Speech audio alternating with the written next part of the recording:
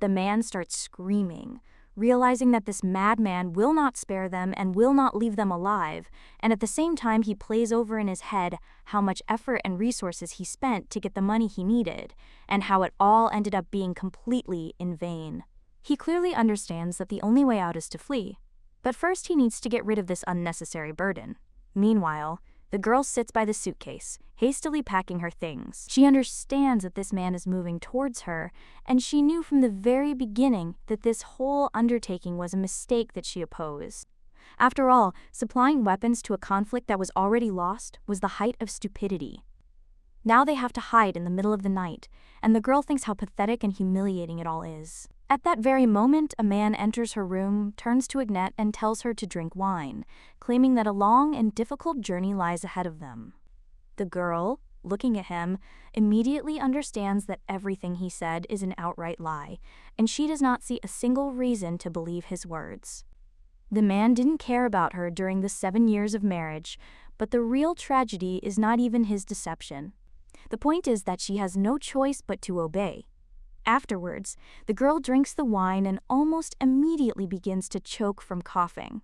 The man only mockingly calls her a fool, and the girl is confused, wondering if he really poisoned her. Her husband coldly declares that she is now useless and wonders why he even dragged her along. Although, considering that she helped his business grow and strengthen, he might grieve for her a little.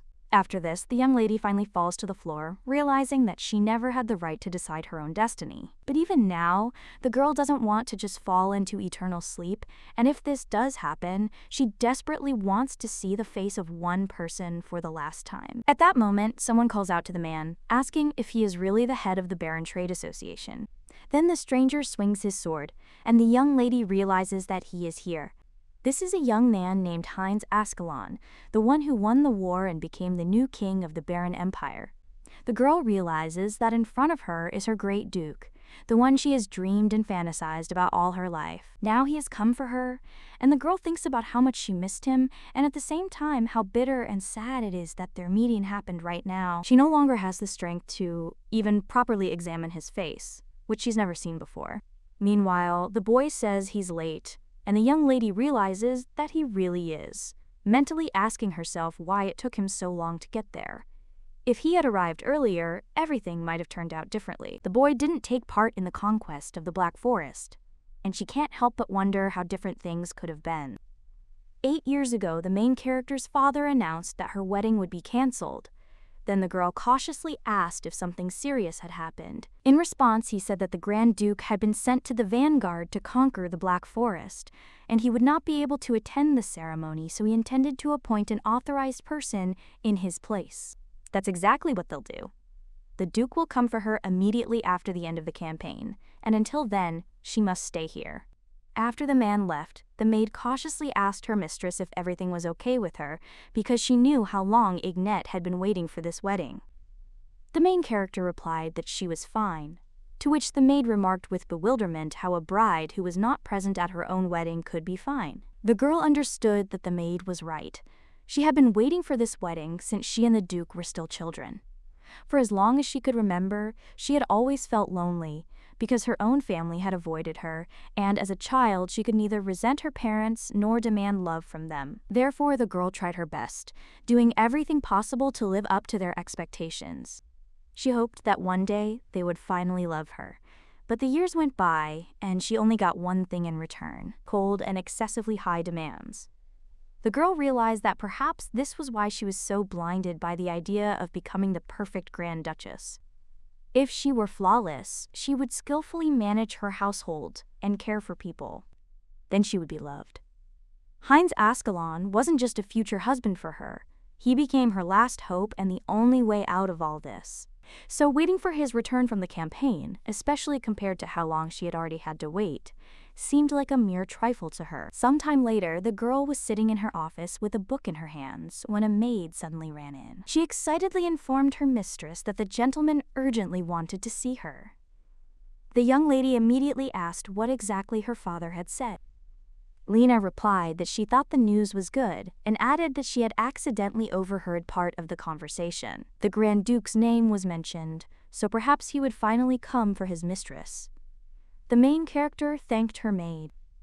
As she walked down the hallway, she realized that her husband had finally arrived, and the dream she had been waiting for her whole life to come true was about to become a reality. Running up to her father's office, the girl knocked, and the man allowed her to enter. After this, the young lady did just that, and then asked her father if he had indeed invited her. The man confirmed this, and informed her that her divorce from the Duke was finally official. He added that he would now look for a new husband for her.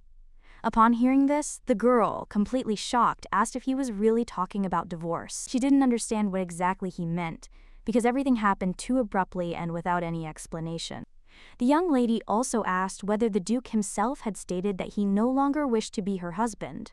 However, the father insisted that they had no other choice, since His Highness had stopped paying the allowance. The girl, in amazement, asked again if he was talking about maintenance, and whether he had really been receiving money from the Grand Duke all this time.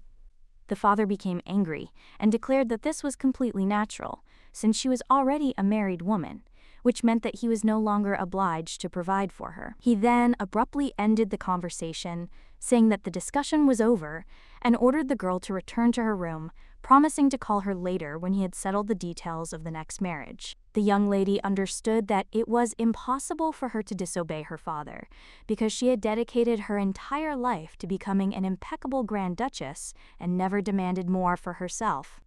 In the end, it all came down to money again. The protagonist had no means of leverage, let alone power, and she couldn't protect herself. All she had to do was agree to the marriage again, and on the eve of the third wedding, while walking down the corridor, the girl heard the maid addressing the master. She begged him to reconsider his decision to marry Agnete to this man, reminding him that she was his dear daughter. The maid asked to postpone the wedding at least this time, but the man only became more angry and called the girl ridiculous. Soon he even started screaming, indignant at how the servants dared to interfere in the affairs of their masters, and hit her. When the main character entered the room, she saw that the maid was lying unconscious on the floor. The young lady hurried to her and tried to bring her to her senses, while the man coldly remarked that all this was extremely inopportune. Nevertheless, he declared that what had happened would serve as a lesson to his daughter, and that if she or anyone in her circle dared to disobey his wishes, the same fate awaited them. The young lady understood that she had learned her lesson and continued to live in complete obedience. However, at the end of it all that awaited her was a miserable plunge into eternal sleep at the hands of her third husband. The girl realizes that he will not get rid of her, even after an eternal sleep, because the mere thought of how she was used all these years makes her furious, and therefore she cannot allow herself to disappear so easily. And yet she feels a strange relief that the Duke was there, holding her hand as she sank into eternal sleep. After some time, the girl opens her eyes and sits up in bed in horror. Looking in the mirror, she wonders if this is a dream or the afterlife, but upon looking around, she realizes that she is in her own room. She notices that she looks younger, although she can't pinpoint her exact age. The young lady realizes that her third wedding has definitely not yet taken place. Then the thought occurs to her that she is alive and has somehow returned to the past, and this discovery causes tears to flow down her cheeks. She realizes she no longer wishes to live such a miserable life. At that moment, someone addresses the lady and announces entry. It turns out to be a maid who wishes her mistress good morning, and the young lady remembers how she lay unconscious in a pool of red liquid. Now she immediately rushes to her with hugs and realizes that back then she prayed to heaven to save her. Agnete also asks if this is true, Lena, which makes the maid surprised, and the main character finally understands and realizes why she was allowed to return to the past. She was given a chance to correct her own mistakes, and she will never be able to forgive all those who ruined their lives. At this point, the maid draws her mistress's attention to her swollen eyes. She assumes that she is upset because she will not be able to attend her own wedding, but assures her that she should not cry. The main character wonders with bewilderment whether they are talking about a second or already a third wedding, which is why the maid cannot restrain herself and screams, not understanding what her mistress is talking about. Of course, it was the first one that was meant. The young lady suddenly realizes that today is her wedding day to Grand Duke Heinz Ascalon, causing a sinking feeling in her stomach. A little while later, the girl heads to her father's office, and upon entering, she hears the man ask what actually happened. The young lady immediately notices that he hasn't even looked at her, but she still tells her father that she would like to talk about the upcoming wedding. She believes that at least one member of their family must be present at the ceremony. The man calmly replies that, as he had said earlier, the Duke will send an authorized representative. He adds, however, that he sincerely hopes that the young lady has a good enough reason to return to this issue again. Ignat asks her father to listen to her and explains that His Highness will not be able to attend the ceremony, as he was sent to war, and if for any reason the Grand Duke decides to appeal to the king. This could put them all in an awkward position, especially if they don't do anything about it themselves. That's why, at least to be on the safe side, she alone should attend the ceremony. The man then says he understands the girl's point of view and nevertheless gives his permission. The young lady thanks her father and soon leaves the office. However, after closing the doors of his office behind her, she realizes that in her past life she chose to ignore too much, and now the main thing is to be able to accept this truth. Her love for her own family has always remained unrequited, and it is now that the girl is taking her first conscious steps forward. She will no longer expect love, affection, or warmth from them. She needs to leave her family behind and walk away without looking back, because that's the only way she can survive. A little later, the young lady is already riding in a carriage to her own wedding, feeling a strange emptiness. The woman sitting opposite asks why the girl is so eager to go there, since, in her opinion, there's nothing special about weddings. Ignat replies that if her mother hadn't come with her, she would have been completely alone. However, the woman notes that her father and Rosalie have enough on their plate as it is, so the girl shouldn't pretend to feel sorry for herself because the wedding ceremony is just a formality. Ignat realizes she's long known how her parents treat her, but she still can't stop feeling sorry for herself. She also reflects on why the pain doesn't go away and comes to the conclusion that she needs to collect her thoughts and focus. After all, now she has only one thing to think about. She is getting married to her first husband again. This man is Grand Duke Heinz Ascalon, the only one destined for her.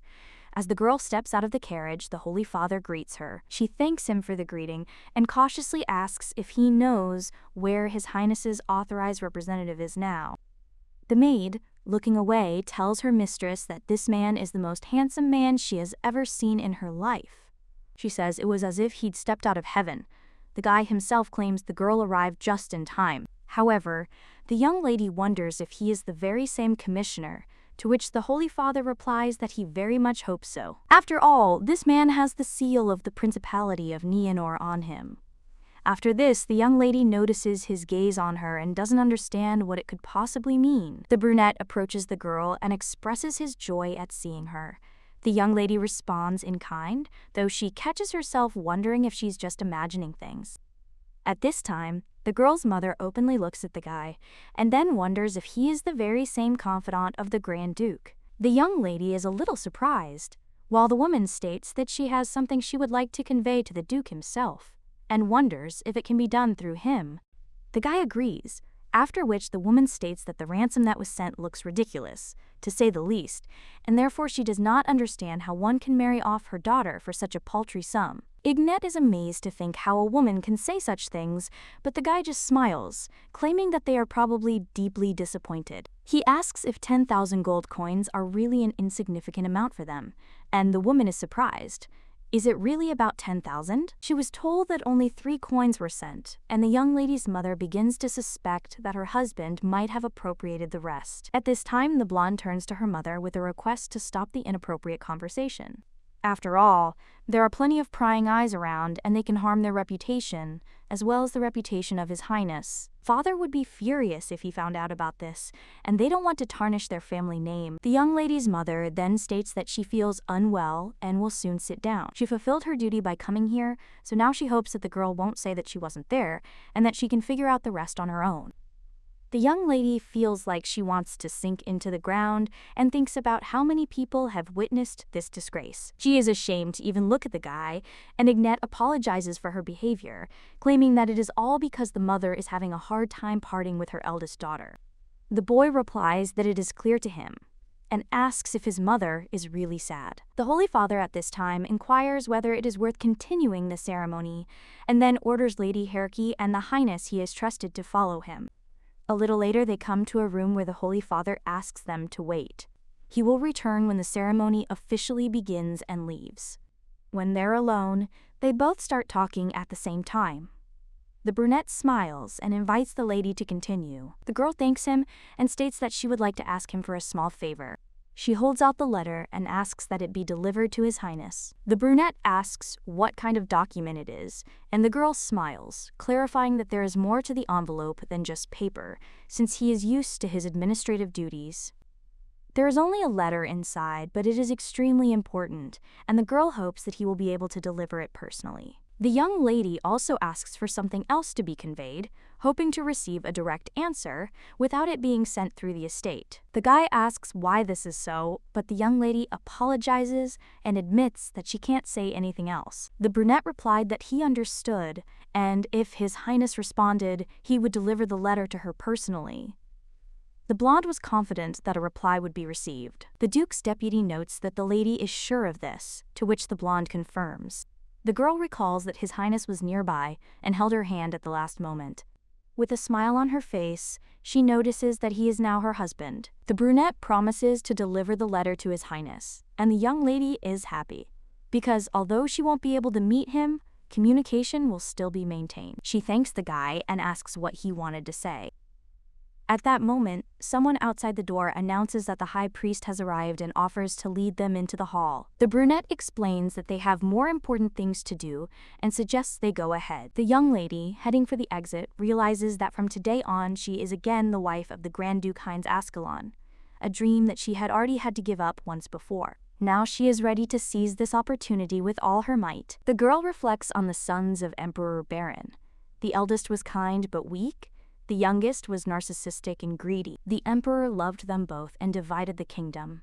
The elder received the larger and more fertile part, the younger the smaller and more barren. The younger son became outraged, poisoned his father, and forged the will. The elder brother found himself in the lifeless lands of Ninor, retaining only a vassal position. The conquest of the Black Forest was a consequence of the king's tyranny. A little later, the duke, using the teleport, returns to the estate. He is informed that further distance requires significantly more mana stones. It takes a master of incredible skill to perform magic, so it's astonishing that the guy can teleport such vast distances in one go. The brunette notices that he is now very exhausted, after which the voice claims that the girl has officially become his wife. He wonders why he can't penetrate her mind, but the Duke counters that who, if not him, should know. The sword replies that he has never met anyone whose thoughts he couldn't peer into. The Duke adds that no one except him. After this, the sword explains that he has a special connection with the mana stones, and that he is not an ordinary person. The Duke notes that this is to their advantage, otherwise he simply wouldn't exist. Sword agrees, if you look at it that way.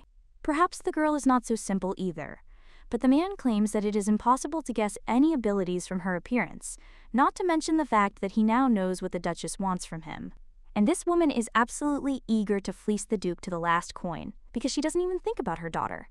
Compared to his mother, the girl who became his wife was completely different, neither in appearance, nor in manners, nor in behavior. That's why he's so suspicious, not having the slightest idea what thoughts are hidden behind her eyes.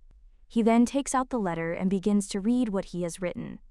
The girl admits that she is happy to have the opportunity to write to him. Now her name is Ignette Ascalon, and she is officially his wife, and he is her husband. She hopes he will take care of this, and turns to him with a request. Soon the father will ask him to pay her a certain allowance, to which he will agree. But instead of sending the money to her father, the girl asks that it be sent to her personally.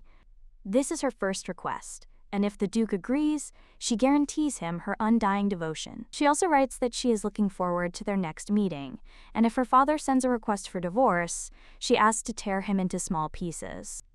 The brunette, reading the letter, notes that it is curious, and he relied too much on the sword's ability to read other people's thoughts. Now he has to read her emotions himself and listen to what she's feeling. Sword notices that this is how all ordinary people live, and he feels guilty. At this time, someone enters the room and announces that the boss has returned earlier than expected. The brunette asks if he missed anything and if there's any news about his father. The blue-haired boy reports that they received a warning. No one responded. The Duke noted that it was a good job.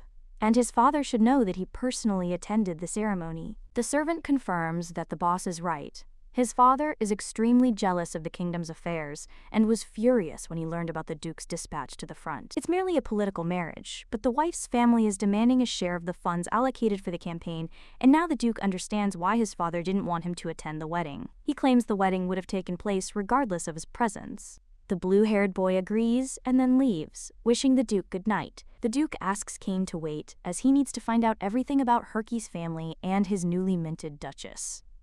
A little later, the main character heads to the carriage, and one of the knights informs her that she is going to visit the shopping district. The girl understands that this is probably the work of Lena, who is worried about her. The knight asks permission to accompany Her Highness, and the girl realizes that it is the same man. He accompanied her on her wedding day. His name was Sir Grick. He had served Sir Galbert since the girl's childhood. The girl decides that he should do it at the maid's request, but she is grateful for the help and extends her hand, accepting his offer. At that moment, someone runs up to the young lady, shouting her name. It turns out to be her sister, and Ignat asks if she's okay. The red-haired lady asks her sister if she could go to the meeting with the patronesses in her place, since she has urgent matters to attend to and there is no way she can go there herself. The main character replies that the girl needs to come in person, or inform her that she will not come herself. Rosalie counters that all the patronesses will be there, and if she doesn't show up, it could ruin her reputation. Her sister is going somewhere anyway, so why not just pop in on the way? The lady with red hair hugs her sister and asks her to look in there for a minute and at the same time write her name in the attendance book, because they are sisters and should help each other. After this, the main character's sister smiles and says it's time for her to go, trusting her sister. Ignat tries to call out to her, but she's already running away. The young lady sighs and wonders when Rosalie will grow up. The maid asks what her mistress plans to do and whether she will show up for the meeting. Ignat replies no, and they head to Rivertown, as she has important business there. She needs to meet a certain person. The girl realizes that in a past life, she worked at her husband's trade association. The business was as successful as it could be, but despite all her efforts, she never received even a small portion of the profits. Success slipped away like sand through my fingers, but now everything will be different. A girl walks into one of the stores and approaches the miss, claiming that she noticed that the store was for sale and she was interested in buying it. Ignat understands that this time she will achieve success on her own. A little later, she signs a contract and receives ownership of the building. The woman assures that, as agreed, the store will be put in order next week and she will hand over the keys then. The main character smiles, notices her name on the documents, and says that then they will see each other next week. As the girl leaves the store, the maid quietly asks if the lady is sure she wants to spend her savings, since even though she was offered a discount, she had been saving this money for many years. Ignat replies that it's okay. If she hadn't spent the money, it would have been taken from her anyway. The girl recalls how she saved up enough money to buy a store. In her youth, she visited a temple, and there she had the opportunity to translate texts from the East. The work was intermittent, but by working gradually and persistently over several years, she managed to save a certain amount. In her past life, her mother found her savings and took them. Now the young lady tells Lena to look at the building across from the store. Although it is old, its location near busy streets makes it a great spot to catch the eye of passers-by. The blonde asks what more could be desired for the store and notes that the building could use some renovation, after which it will begin to attract clients. Ignat realizes that she has information from her past life that will help. The maid tells the Highness that she is not sure about this, but the main character assures her that everything will be fine. Afterwards, she heads to karate, realizing there's still one more thing to do. Ignat asks the knight to take them to the Aran market, knowing that the truly important part is about to begin. The knight warns that this is not the safest place, and the girl agrees, glad that he is nearby. She also plans to ask the knight for a favor when they get to the market. When they finally find themselves in the carriage, the maid sharply warns Her Highness that under no circumstances should she do as planned. They can't leave her alone, it's too risky. The girl insists she needs to meet a certain person and win him over to her side. But he is extremely cautious, and if they are both close, the chances of success are almost zero. The young lady realizes that Isaac Bacon is only a year younger than her, and descends from a long-vanished noble family. Thanks to his exceptional talent, he has become the general manager of her husband's trade association. He turned out to be the only person who treated her sincerely. Even outside of work, he stayed by her side, telling her stories that allowed her to escape the oppressive reality for a while. The only thing she knows about his whereabouts is that as a child he worked as a pickpocket on the bustling streets of the Aaron market. So her plan seems almost comically simple. Walk through the market alone, holding her handbag as bait, and if someone tries to steal it, a knight guarding her from the front or a maid watching from behind will be able to catch the intruder. The main character is not sure whether she will meet Isaac today, and even less sure whether she will be able to talk to him, but there is no other way. After some time, the girl realizes that they have reached the last street and caught many petty thieves, but none of them was Isaac. She thinks that perhaps she didn't notice him, or that he realized that she wasn't alone, and therefore didn't act. If he doesn't show up today, she'll try again tomorrow. At that moment, someone touches her wallet. The thieves snatch him and start running. Ignette immediately recognizes the golden hair. It's Isaac. The girl screams for the maid to stop him from escaping, but the guy immediately pushes her away. The main character runs up and checks if everything is okay with her. The maid apologizes and tries to explain something. Meanwhile, the knight grabs the thief. Ignette is amazed at how quickly it happened. He caught up with him from the other end of the alley. The knight declares that he has caught this young thief, but the boy only cries out indignantly, demanding that he be released. The knight asks how one can encroach on the property of a defenseless woman, and suggests at least showing pride if there is no money. But the blonde indignantly cries out that it would be better if he himself experienced hunger before giving advice. He also questions his pride and character. It seemed like there was nothing more important in life, but after losing everything, he found himself in complete hopelessness. Life has taught him a harsh lesson. If he gives in to despair and retreats into eternal sleep now, all meaning disappears. He understands that stealing is not a noble deed, and his existence seems pitiful. However, he shouts that no one has the right to judge him if they themselves have never risked dying of hunger. The main character understands that this sounds like an excuse, but still turns to Isaac with attention. The boy asks how she knows his name. The young lady understands that her motives are pure. She doesn't want to exploit his skills for her own gain. As he shared his story with her, his voice was full of sadness and loneliness, despite the fact that he had managed to escape from his difficult past. He once told me that when he stole, he could only keep his empty desires in his heart. The girl asked what kind of desires he was talking about. He replied that if he were ever caught, they wouldn't take him by the hand for the sake of a prison cell. This became the main reason she felt sympathy for him. Now the young lady extended her hand and asked if he would like to work for her. Ignette wanted to give Isaac a chance and trust by extending her hand. To fulfill this cherished desire hidden deep in his heart, Isaac had no idea how happy he was making the girl. At the same time, he realized he couldn't get these thoughts out of his head. He recalled someone shouting that they were being accused of robbing the unfortunate villagers to carry out their dirty deeds, and that all the Baekhoon's property should be confiscated and they themselves executed. The young man couldn't understand why his family had accepted all the blame and allowed themselves to fall into an eternal slumber. He was also tormented by the question of why the weakest of them had managed to survive. He thought about how much he longed for someone to lend him a helping hand. This support should have given him the strength to rise and take revenge, whoever its source.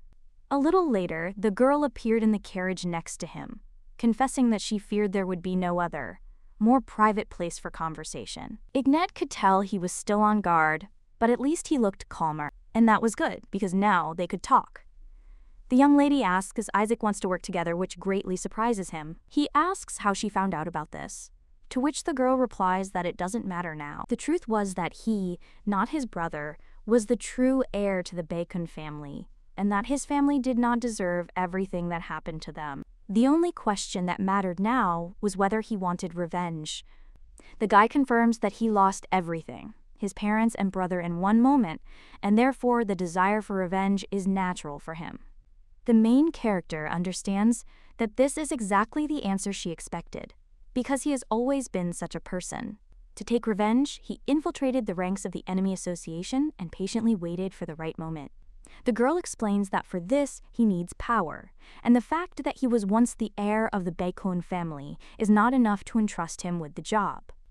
The young lady invites the guy to look out the window and notices a small shop visible from there, after which she advises him to prove himself, work, and gradually gain influence step by step. The young man, with tears in his eyes, promises that he will show the lady what he is capable of. The main character pats him on the head and tells him that this is an excellent choice, ordering him to return in 3 days and work hard, because the reward will depend on his success. Ignet understands that she just wants him to be able to carry out his revenge and live according to the calling of his soul. She's sure the same applies to her. When the boy steps out of the carriage, the knight asks if this is the man she's been looking for. The girl confirms, after which the knight states that he will not ask how she found out about him. He realizes that this guy was once part of a powerful family, but now he is just a petty thief, and asks if the lady is sure of her choice. The girl asks the knights not to worry. The guy is young, but he has a clear goal and purpose. The blonde adds that she has one more request for them, to forget everything they saw today, because it is part of this boy's life. The maid nods and assures Her Highness that she can rely on her. The girl feels that it is the maid who she can trust. As for the knight, there's no trust there yet. Working at the trade association has taught her to see the essence of people. She can say with certainty that he is not the type to betray, and if she remembers correctly, he was always there to support her if she fell, and from time to time accompanied her to the temple library. Ignet is also thinking about how to get him on her side. The girl asked if Sir Girk was loyal to House Hierarchy. The boy thought for a moment and honestly admitted that he hadn't yet decided. The heroine looked slightly surprised, then noted that she'd been told that it was crucial for a knight to be loyal. He nodded, confirming her words. The girl realized that the choice might take time, but if she managed to win Sir Girk's trust, perhaps he would choose her over the House of Hierarchy. After this, the young lady politely asked him to wait with the final decision. The knight assured her it was no problem, for which she thanked him sincerely. At that moment, Ignet felt a rumble in her stomach. Somewhat embarrassed, she noticed that they had not eaten anything since morning and asked the maid to see if the coachman could take them to the nearest restaurant. After some time, they were already sitting at the table, and the maid asked Her Highness how things were going with the meeting that Lady Rosalie had spoken of. The girl replied that she was not going to go to her, which caused the maid to be surprised and exclaim. Ignet reassured her, saying that there was no need to be so surprised, and the maid admitted that she was sure that her mistress would go after all. The blonde realized that the maid was right. Before, she had easily given in to her sister's requests, whose sweet words were hard to ignore. Right now, she had more important matters to attend to, and she couldn't let her family get in the way. Ignet decided that Rosalie was already 17, and it was time to learn to take responsibility for her actions. The girl was in a hurry before the soup got cold, but suddenly someone interrupted her, asking if it was her. The main character recognized Lady Lisa, who said that she had been looking for her in the temple, but learned about the marriage and congratulated her on this event. Ignet expressed her gratitude to Lady Lisa, who, in turn, decided that she should now be addressed as Grand Duchess Ignet. The girl asked why the lady was looking for her and received the answer that she wanted to ask for a small favor.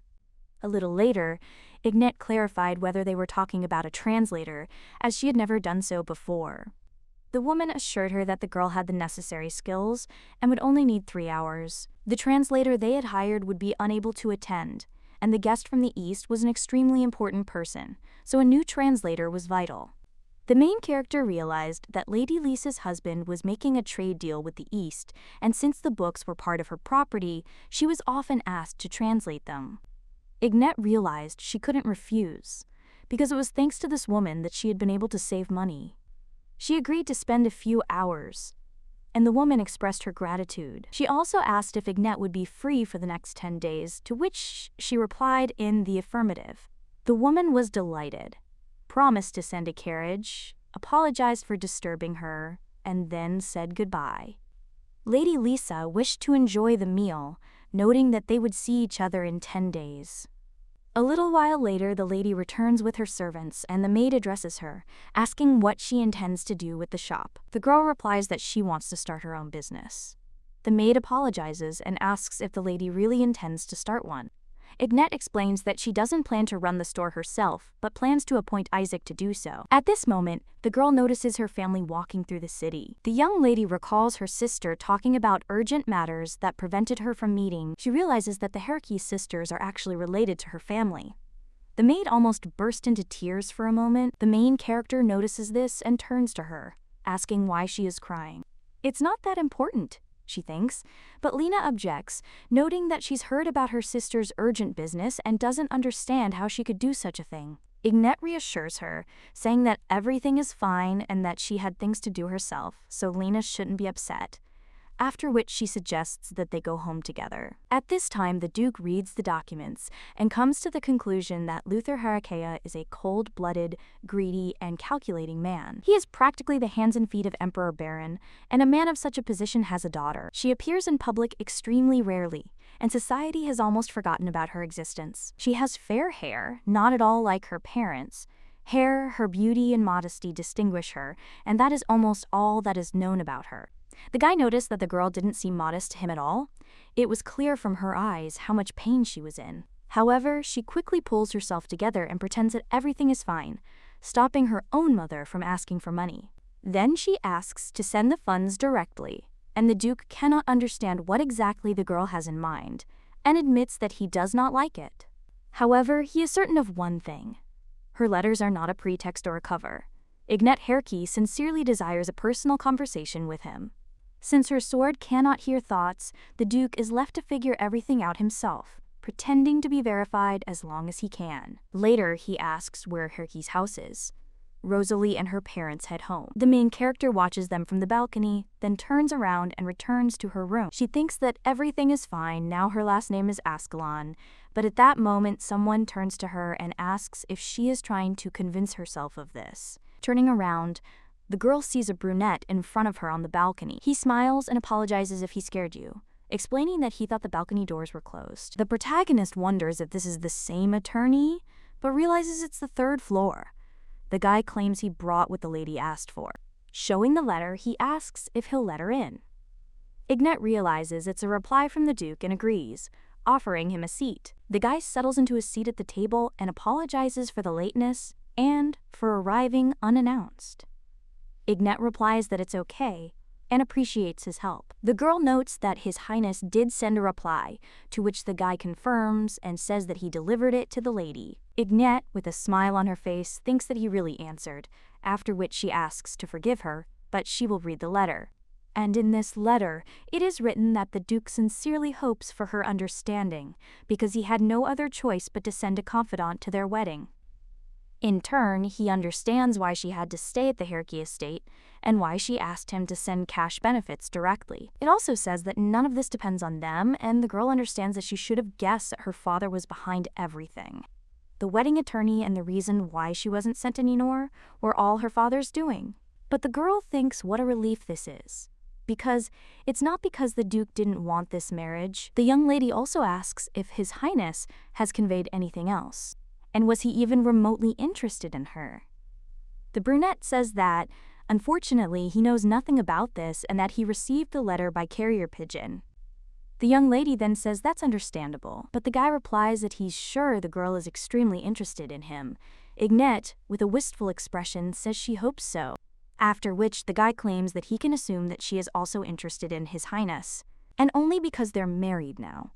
The main character is a little surprised by this, and the brunette understands that he will find out the truth and reveal what drives her. And then, the Emperor needed her to be in his life. The girl then believes that she and His Highness are quite close, since the guy is his confidant. Hein says that you can say that, and also thinks that they are one and the same person. The young lady then asks what kind of person the Grand Duke is, and the brunette asks what exactly the lady wants to know. Ignette replies that little is known about him, and that's only through rumors, so she's curious about what he's really like. The guy asks what rumors she's referring to, after which the girl claims that he always drinks a glass of red liquid before going to bed, and that he is not very good in bed because he rarely sees women. Many people saw him talking to himself, so a rumor spread that he was possessed by the devil. The guy gets angry after this and says there are too many rumors. The girl insists that this happens when you're famous. And the brunette wonders if the lady really married such a man, despite all these rumors. Ignat claims that she does not attach any importance to them, and that these rumors and the truth are completely different things, so it is necessary to first verify everything for yourself. The brunette asks if this is really the case, and in that case, she should just let us meet His Highness. The girl is a little surprised after this and apologizes, claiming she didn't mean to. But her interlocutor says everything is fine, and he understands, then asks if she has any other questions. The girl hands over the letter and says that she doesn't have a question but a request, after which she asks if he would like to convey it to His Highness.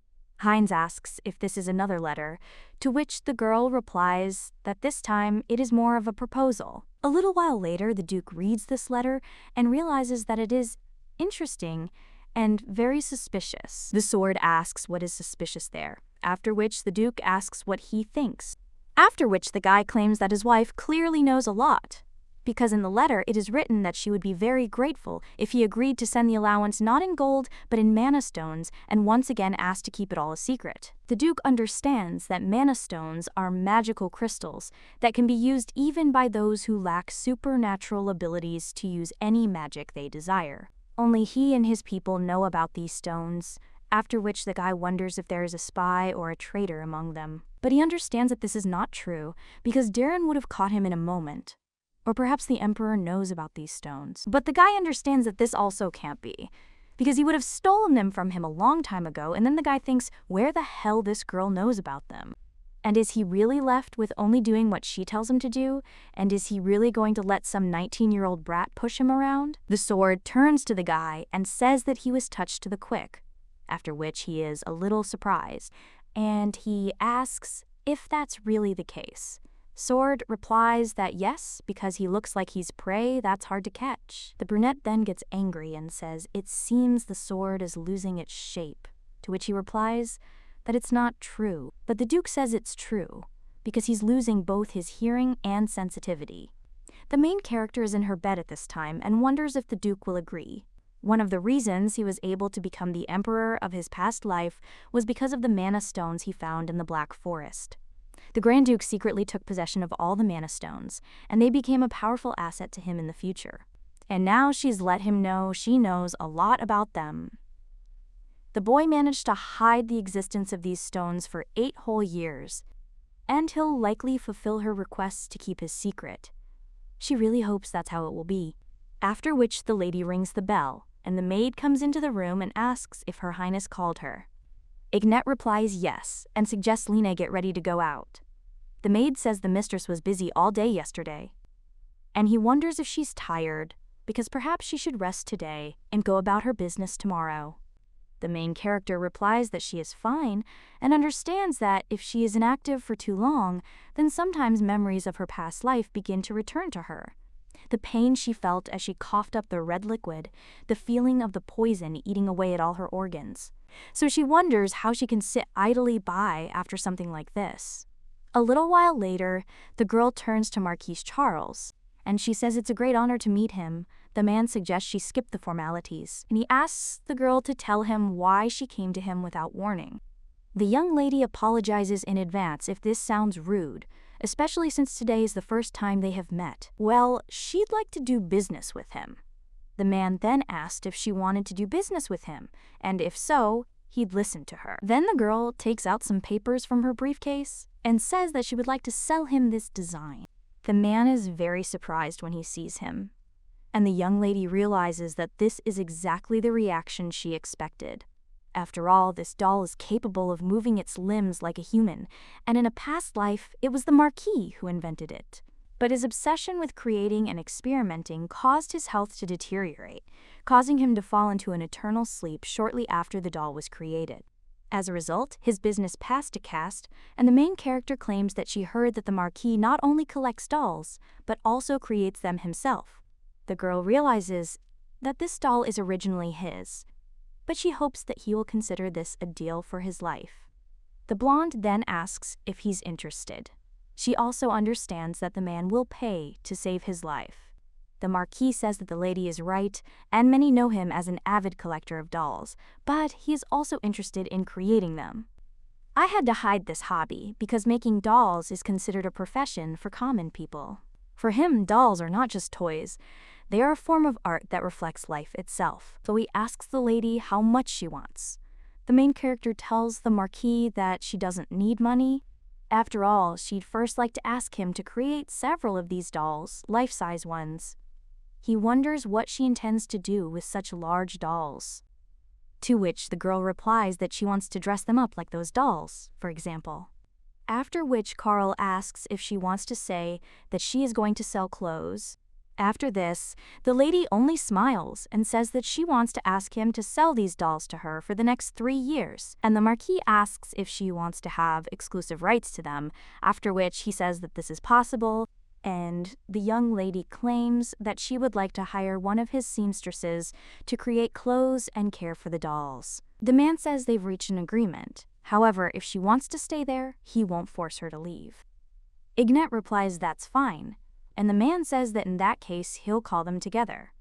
A short time later, the man claims that he gathered all the girls there at the request of this future entrepreneur and his partner. She wants to hire one of them for her store, and now the girls will meet her in person. The lady will choose one of them, but the choice remains theirs whether to stay there or follow her. Meanwhile, the main character is thinking about dolls. She understands that before she had Lena, when she was little, her only friends were dolls. There was a servant who carved a doll out of wood and painted a face on it. The main character really enjoyed playing with this doll, but at one point she accidentally damaged its clothes. The girl thought that the Koopies were not at all like people because their clothes were easily torn, especially if they did not have zippers or Velcro. She didn't want to ruin her only doll's clothes, so she played with her less and less. Perhaps it all started because one day, the little girl wanted enough money to dress her doll in different clothes. Then the main character approaches the first candidate and asks if she will show her her work. She also thinks that there is nothing special so far, after which she approaches another girl. But then he is a little surprised because he realizes that these designs were not created for dolls. They have zippers and buttons, so this girl is clearly not chasing money. After all, she has a real passion for creating clothes, after which the main character asks what her name is. The girl, embarrassed, says her name is Vanessa. Ignat says she's pleased to meet you. She also claims that she is looking for a designer to open her own store. She asks if she likes creating clothes, and she answers that yes, she likes it too. And the young lady asks, how about becoming her designer? The red-haired lady, smiling, says she'd be happy to do so. The main character shakes her hand and welcomes her to the team. A short time later, she's already returning home. The girl understands that today everything went exactly according to plan, and she managed to conclude a deal with the Marquis and also find a designer. At this time, someone turns to the young lady and asks if she has been to the temple again. It turns out it's her father, and the girl wonders what he's doing there.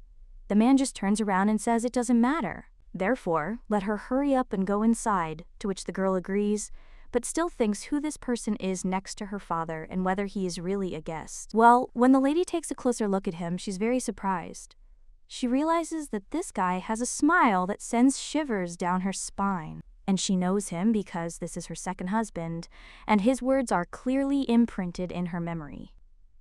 A little while ago, some man said that in order for the emperor to escape from the palace, he had no choice but to carry out any order of the emperor.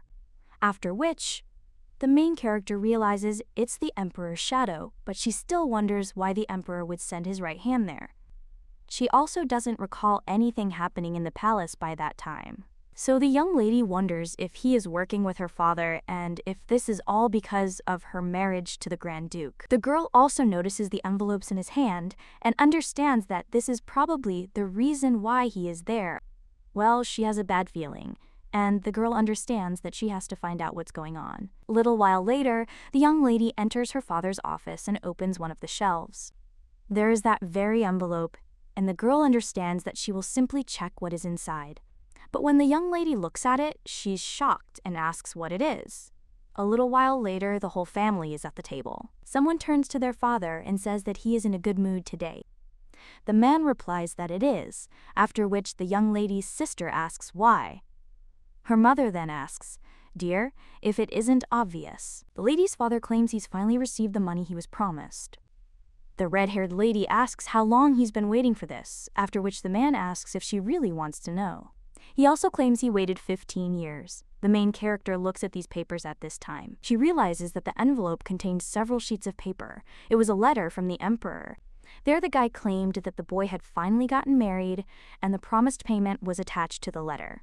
The main character wonders if this is really the board and whether he means the other sheets. She also understands that there is nothing unusual about wedding gifts, but handing over a gift personally to her father is a little strange, and also through her right hand.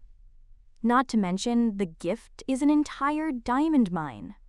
The main character wonders if her father really married her off just to get the diamond mine. She thought her wedding would mark peace between Ban and Nienor. However, if that were the case, the certificate would be meaningless. The question is, what benefit does this marriage bring to the emperor? At that very moment, the main character hears someone approaching. The girl also thinks where she can hide, but at that moment, someone grabs her. It turns out to be a knight, after which he gestures for the lady to be quiet. At this moment, a butler enters the room with a candle and then leaves. The knight asks Her Highness to forgive him and then descends from the tree. A short time later, they find themselves in the young lady's room. The knight claims that it was extremely dangerous. Their main character only asks him not to ask questions, to which he replies that of course. After which the girl asks how he knew that she was there. The guy replies that as he passed, he noticed a lady enter the room. He watched her, perched in a tree, to make sure she wasn't being followed, and then he saw the butler. So basically he apologizes. The girl realizes she thought she was being cautious, deciding to wait until the sun went down. After which she asks him not to apologize and thanks him for his help, and also states that it is already late, so let him go and rest. To which the guy thanks her. Then he leaves. And when the door closes, the young lady finally sighs and realizes she's been thinking about that certificate. Her past life was full of unwanted marriages. But even so, there was a time when she truly believed that her father wished her a happy and peaceful family life, but it turns out that he just wanted to make money off of her. Any hope that her father had good intentions vanished as soon as she saw the certificate.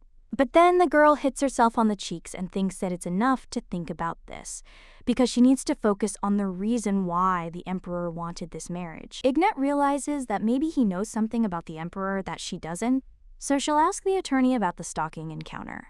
The girl also wonders if she'll ever see this guy again. At this time, the brunette is on the battlefield, and one of the knights screams that they have exterminated everyone in this sector.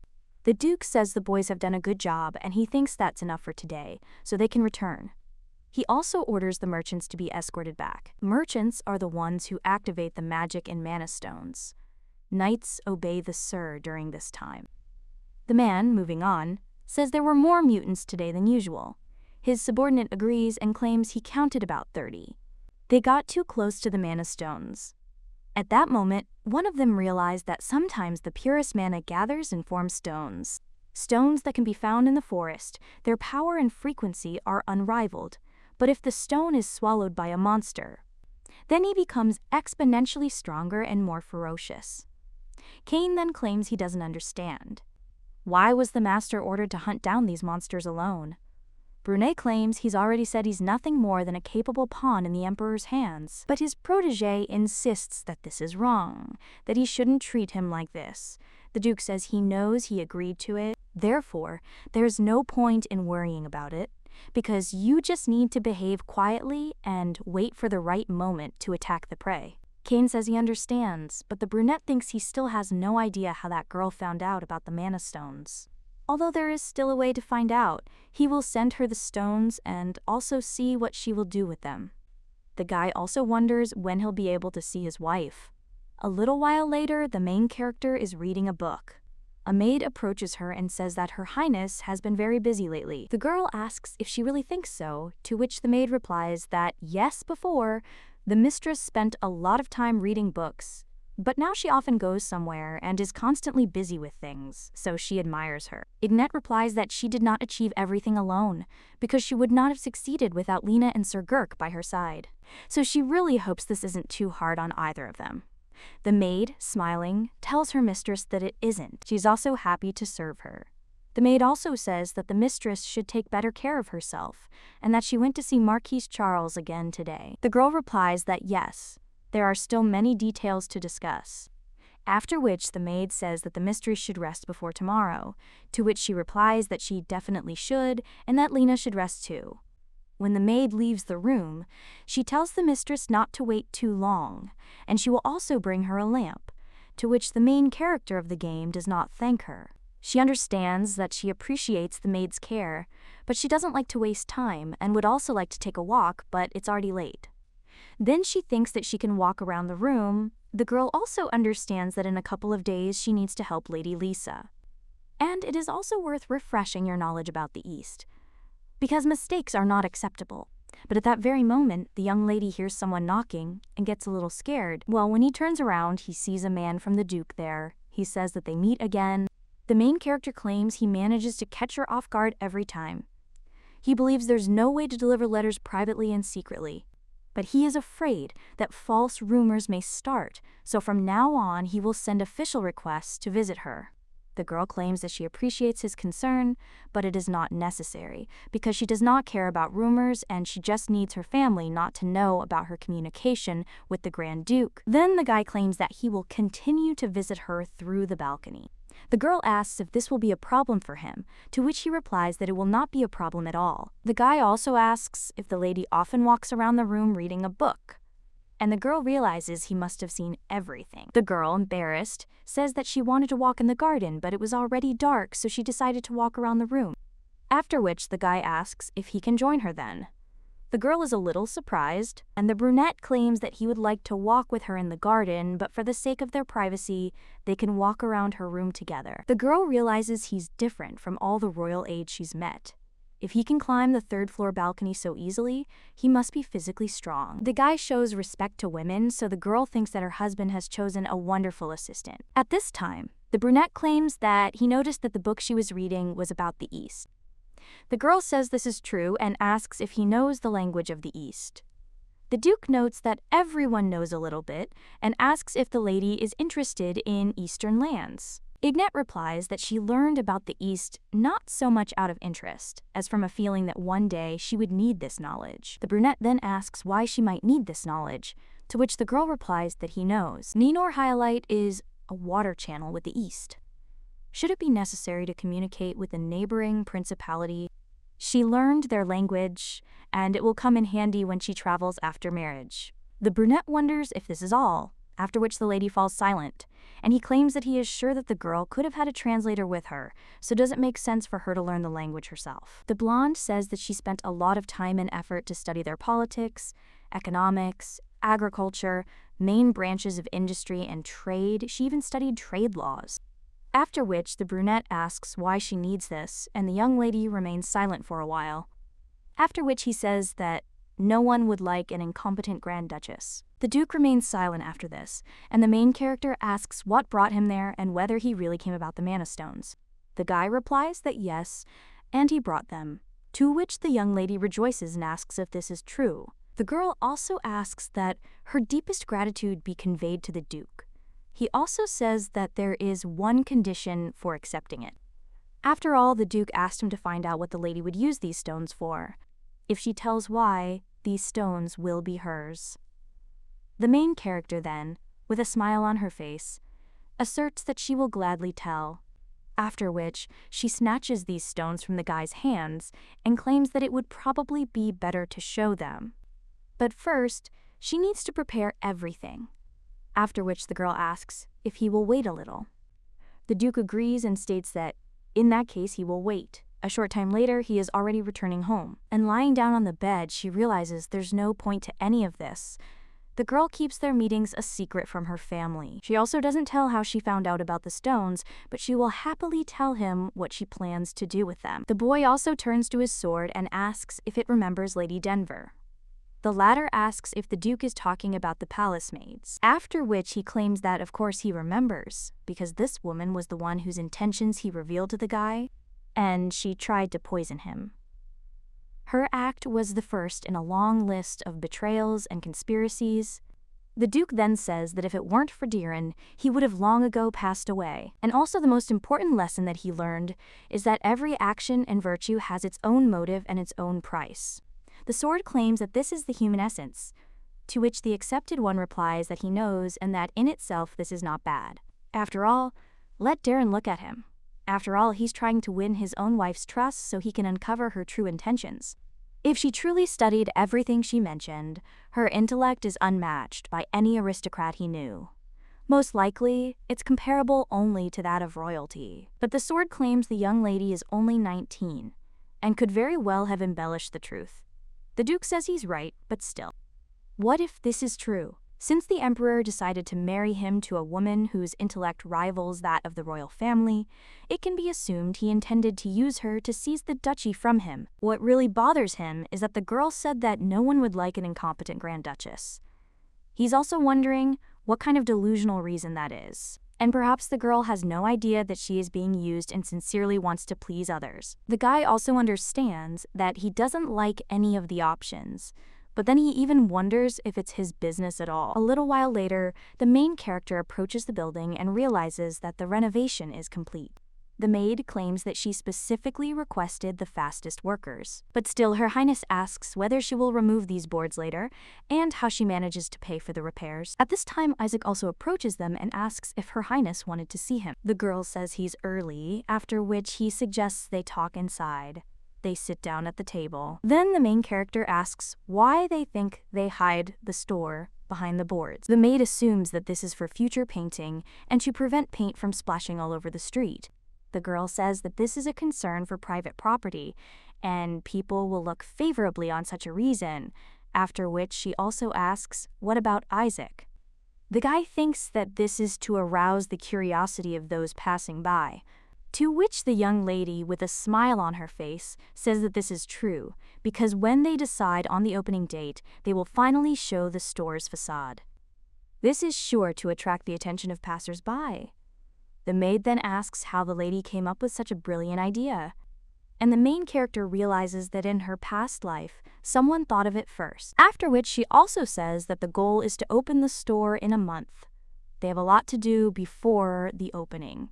This, of course, includes the arrangement of the building, as well as decorating the interior and preparing the clothes for public display. It is necessary to determine prices and store policies, including those related to customers. The clothing design is already ready, and Marquis Charles provides her with the labor to create the clothes. Therefore, she will be ready for the opening of the store. And in addition, she wants the fact that she owns the store to remain a secret. The girl also turns to Isaac and asks if he remembers that he promised to show her his talents and that she would prefer him to lead the entire operation. The boy asks if the lady would really trust him with such a serious task, to which the girl smiles and asks Togo just not to say that he has lost confidence, to which the guy replies that even if he doesn't answer, he will never let her down. Ignat says that's settled then and hands him a bag of money. She says there are 10 gold coins in it. So let him spend this money exclusively on himself. He's about to have a lot more to do in his life, so he needs to buy a lot of things to prepare. For him and for her, this is just the beginning. And the girl wants him to know that he's not alone anymore. The guy, with a smile on his face, says he'll remember that. The girl realizes that she was finally able to repay Isaac for everything he did for her in his past life, so it's time to say goodbye to their unhappy past. The young lady also wishes the guy luck. Much time later, she's already heading somewhere, and asks what the guy said. The man replies that the Duchess ordered him to make sure that she does not leave the estate grounds again. Ignat asks if she did this out of the blue and also thinks that she has never done anything like this before. The butler states that he does not dare doubt her ladyship's judgment, and she mentions some guests who will arrive tomorrow, so her ladyship requires her presence at dinner. The main character thinks about her mother's guest and understands that it must be Uncle Nigel. And asking for her company instead of Rosalie's means something. After all, the woman must want to protect her precious youngest daughter from this disgusting man. And the very thought of him makes the girl sick. After which she tells the butler to tell her mother that she will not be able to attend because she has other important matters to attend to.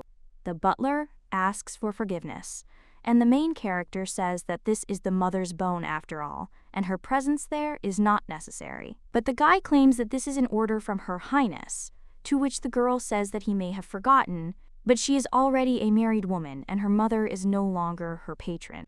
and from now on let him address her according to her title of Grand Duchess, unless he wants to bring shame on the Herky family by demonstrating his ignorance. The maid is a little surprised by this, and realizes that she has never seen Her Highness snap like that. At this time, the young lady turns to Lena and asks if she is coming, after which the maid immediately runs after her mistress. At this point, the protagonist realizes that this is the first time she's reacted this way, and it wasn't as scary as she thought.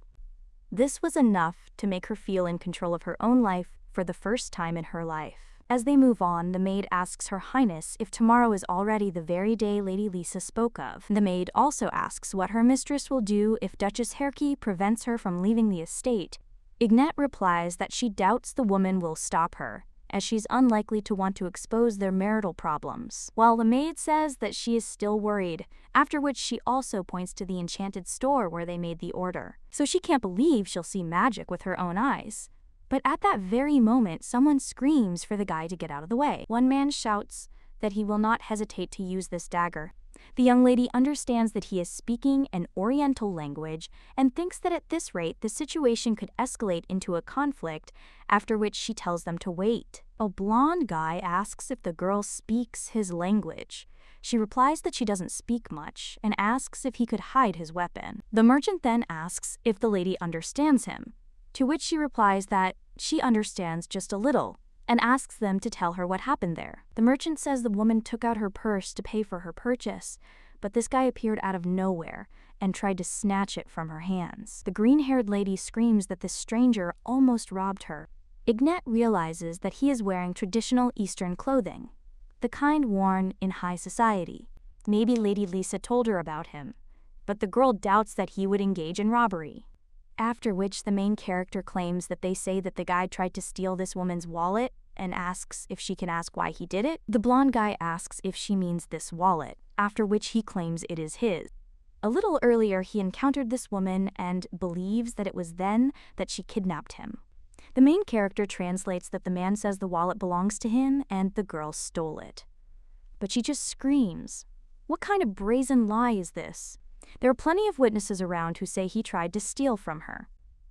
Ignat claims that all that remains is for them to find out who the real owner is and asks if the girl will tell them what is in it. The lady with green hair replies that, of course, it's money, and more precisely, the currency of their country. The main character then asks the guy if he could describe the contents of the wallet to prove that it is his, to which he replies that yes, there is something in there. He then claims there's a lining with his name embroidered in gold, and the girl can see for herself. The main character translates that the guy says his name is embroidered on the pad inside, and she'll check. Ignat also asks what his name is, to which the guy replies that he is Kahin. And the young lady says it's all true, because the name Kahin really is there. People around then say the girl didn't say anything about embroidery, and did she really try to rob him? The green-haired lady then turns around and starts running away, after which people scream for her to stop quickly. Meanwhile, Kahin thanks the young lady for her help.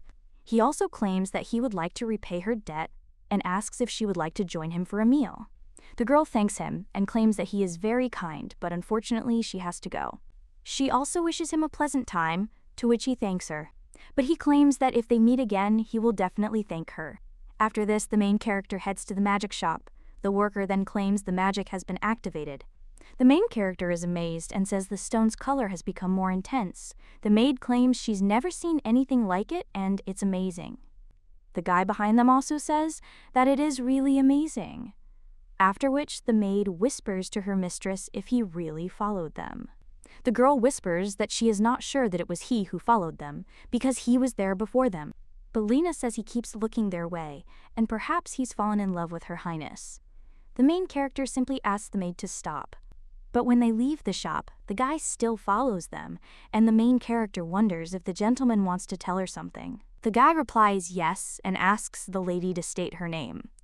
The main character is then a little surprised, and the guy with a smile on his face says that she knows his name, and also in his country it is elementary politeness to exchange names. Well, the lady with the blonde hair says that in her country basic politeness is at least some respect for strangers, and he speaks to her very familiarly. The guy asks if this is really true, after which he claims that then they can become friends and then speaks to him informally. Ignet thinks he's interpreting her words however he wants. Meanwhile, Kahin says there's a saying in his homeland. If two people meet 3 times by chance, then it is fate. They've already met twice, so they're already friends, in a way. The girl thinks that if this is really the man Lady Lisa was talking about, she must absolutely not disrespect him, and the young lady insists that her name is Ignet. Afterwards, he asks if that's all he's had, but the guy only asks if she wants to help him.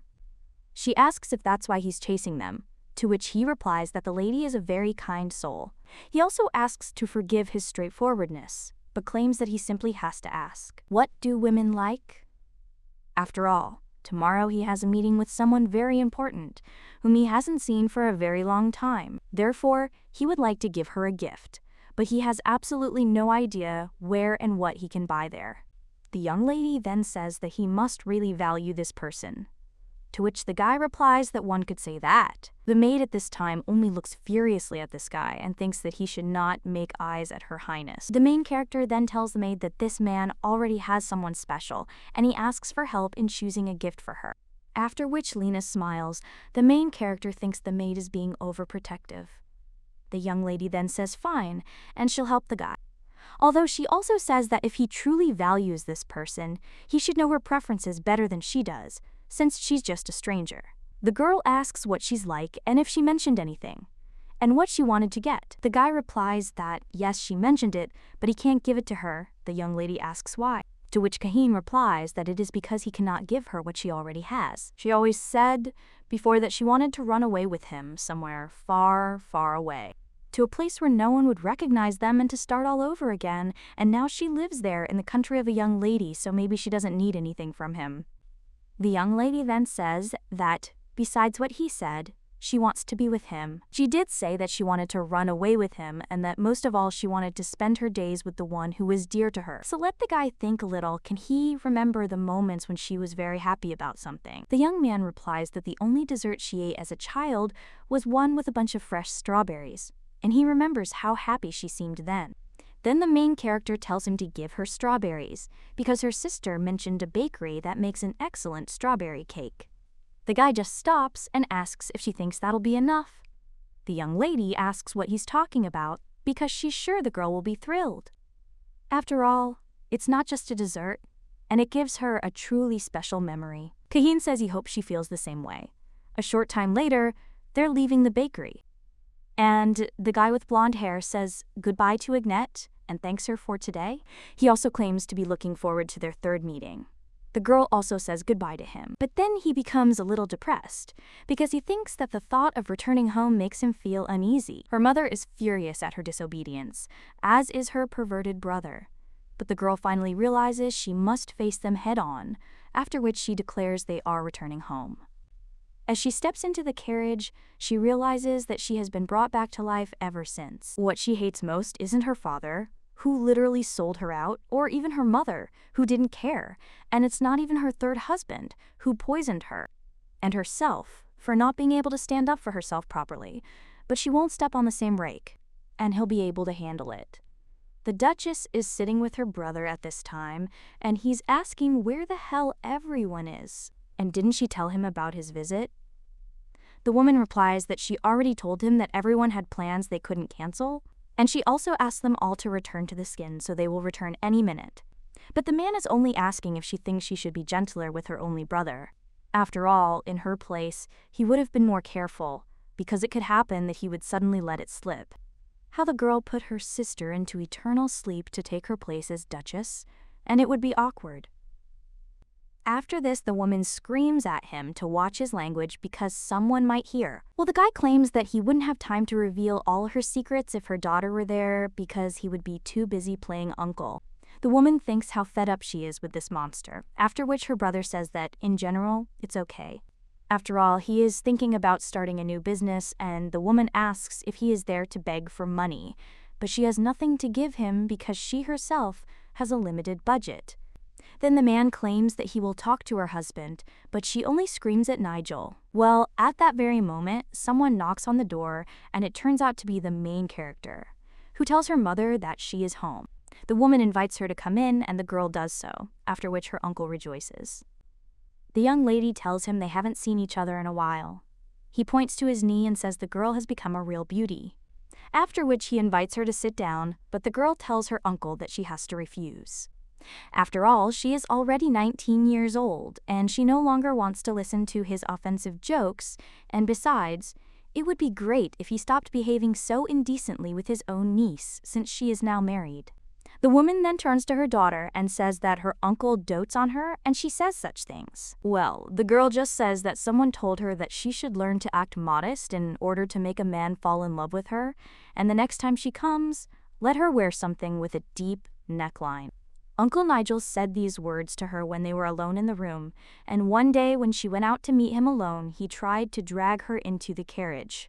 The woman then turns to her brother and asks if this is true, to which he replies that he was just joking with his charming niece. The girl says that on her part, it didn't seem like a joke at all, and what's more, she is confident that her husband, who is the Grand Duke of Ascalon, would agree with her. The man then clenches his fists and then screams out how impudent and arrogant the girl is.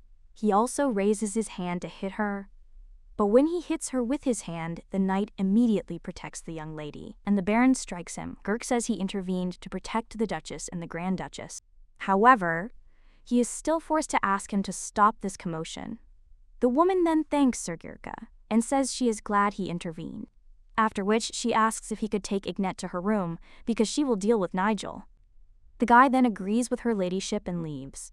When they get outside, the main character tells Gurkis that he's just in time. The knight claims that Ms. Lena was worried about her highness and that he was keeping an eye on her just in case when he saw the Baron swing at her, and then he unknowingly intervened. The girl says it's clear and asks for forgiveness, as he suffered because of her. The guy then asks her highness not to apologize because he was only doing his duty, but if it makes her feel better, then let her promise him something. The girl asks what the knight says if she ever finds herself in a similar situation again.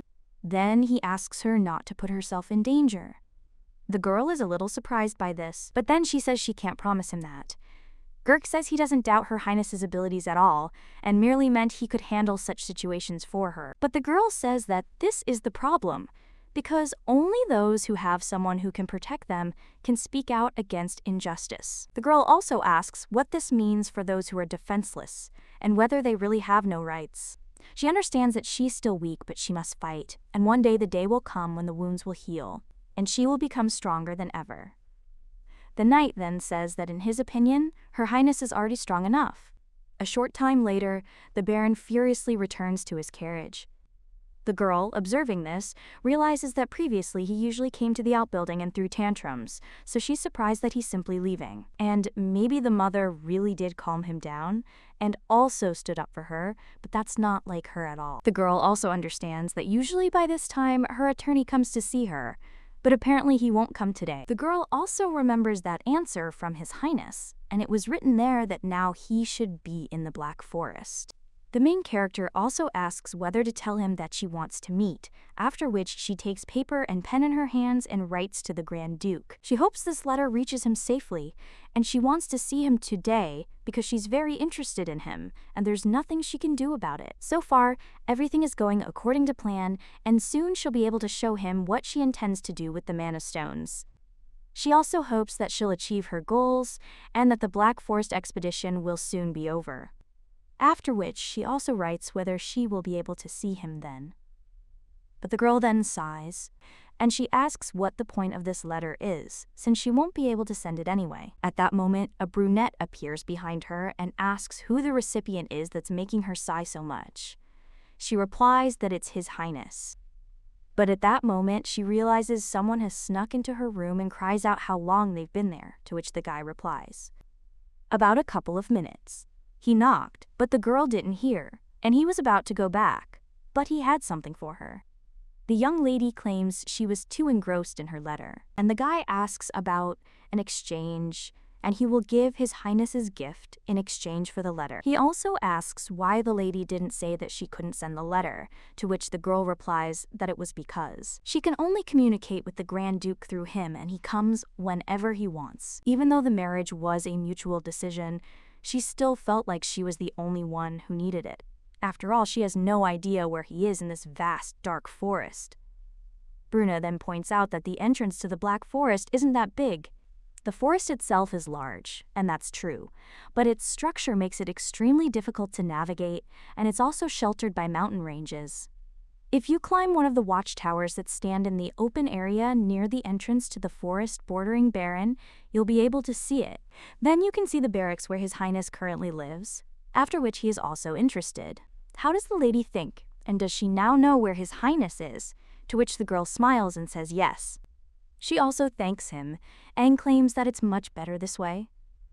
The young lady also asks what kind of gift it is. The guy replies that it's a necklace inlaid with mana stones. It's disposable, but it contains high-level protective magic. The young lady then becomes delighted and realizes that he has the same color as her eyes, so it must be a coincidence since they have never met, but still, it is wonderful. The guy then asks to let him put this necklace on her.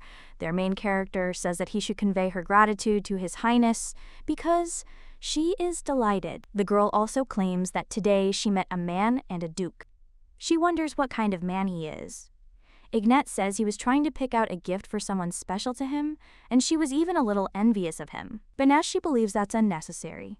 The duke merely smiles and says he thinks she needs a more reliable means of communication with the duke. Then he asks if he'll come to her every evening unless something unforeseen happens. The young lady wonders if he'll really come every evening and if that's too much for him. To which the young man replies that absolutely not and that there's no problem. After all, until he comes up with something better, he'll visit her every day around that time. He also claims that it is already late, after which he says that he turns away and jumps from the balcony. The young lady just comes out and looks after him, while the guy, at this time, is already near the Black Forest. He comes out of the teleport, and the sword claims that his wife liked the gift. The Duke asks how he should know, since he can't read her thoughts. Darren replies that this necklace was made from the last green stones that he had only because that is the color of her eyes. And he didn't have to go to all that trouble just to give her a gift, but the Duke says he has no idea what it's about, and her green eyes simply impressed him, that's all. A little while later, someone thanks Her Highness for coming all this way. The man claims this business meeting is extremely important to him, so he was nervous. But when his wife said she'd be helping Lady Ignat today, it was like a weight had been lifted from his heart. The woman says he and his wife have done so much for her, so this is the least she can do in return. She also asks if he could tell her more about today's meeting, to which the man replies, of course. And this is the owner of their business, originally from the East, and apparently her younger brother will be coming to visit her today. The girl then assumes that she does not speak their language, to which the man replies that he assumes that this is the case and that he rarely deals with his superiors.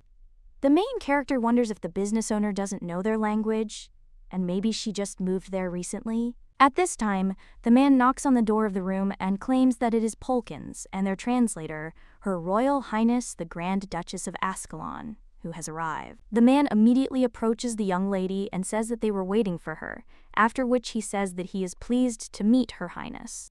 Polkins also claimed that there was no detective or translator in the country better than her. The main character heard this name and thought it couldn't be true. She also watches as the man extends his hand to her and states that they are honored that she is helping them today, but then she remembers how he hit her with the same hand and insisted that she should have obeyed while she had the chance. He also said that he was the controller of the Baron Trade Association, but a little later he said that her punishment was over only thanks to him, so now the girl cannot believe that Polkins works for the Casta Trade Association.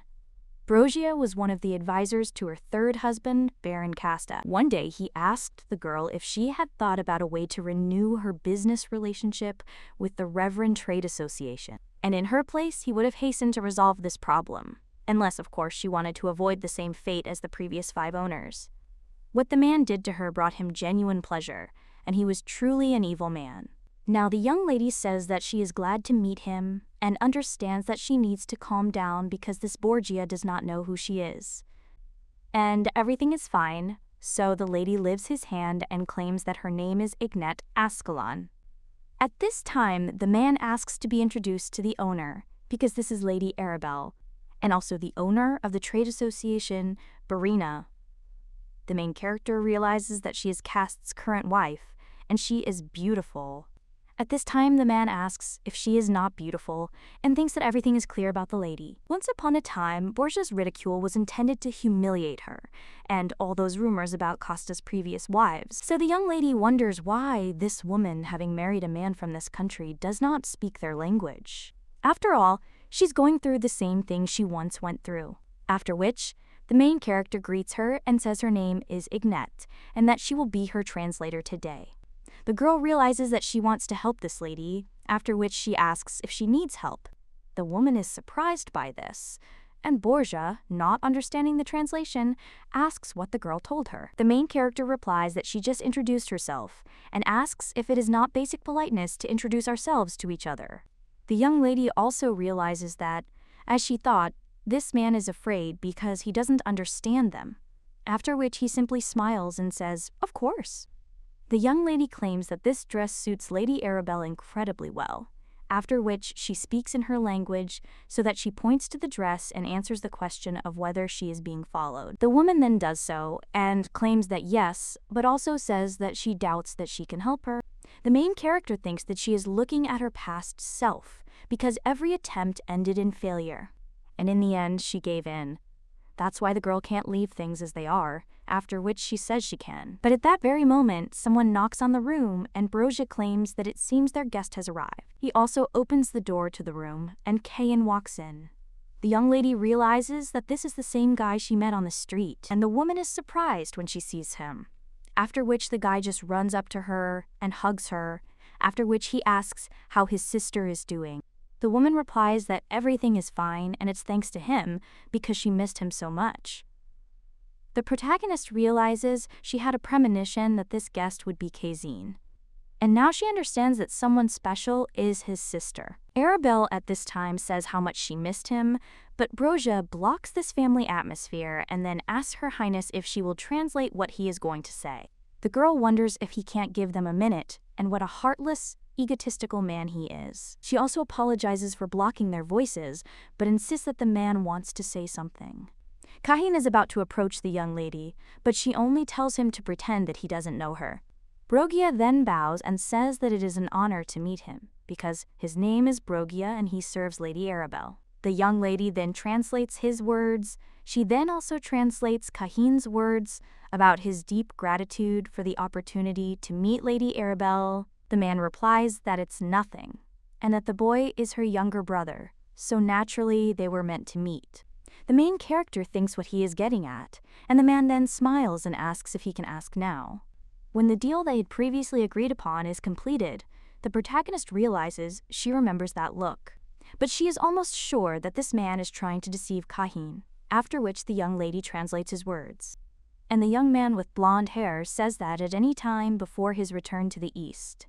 Even now, if that's what he wants. The main character understands that she must disrupt the deal at any cost. She then turns to Borgia and says the deal will be concluded the morning of his return to the East. He asks if she could ask if it would be possible to complete it earlier. After which the main character agrees and turns to the guy and says that she has no idea what kind of deal they have, but they have to delay it as long as possible. The guy is a little surprised by this, and the main character tells him to shake his head when he answers, as if he were saying no.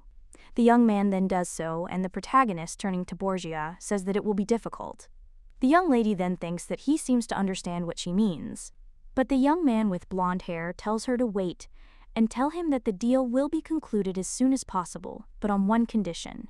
After all, he needs one day that he can spend with his sister and just the two of them. The young lady then translates this, and Borgia asks if he really wants to spend the day with the owner. He also says that he would gladly fulfill this condition if it depended only on him, but their association is soon throwing a ball.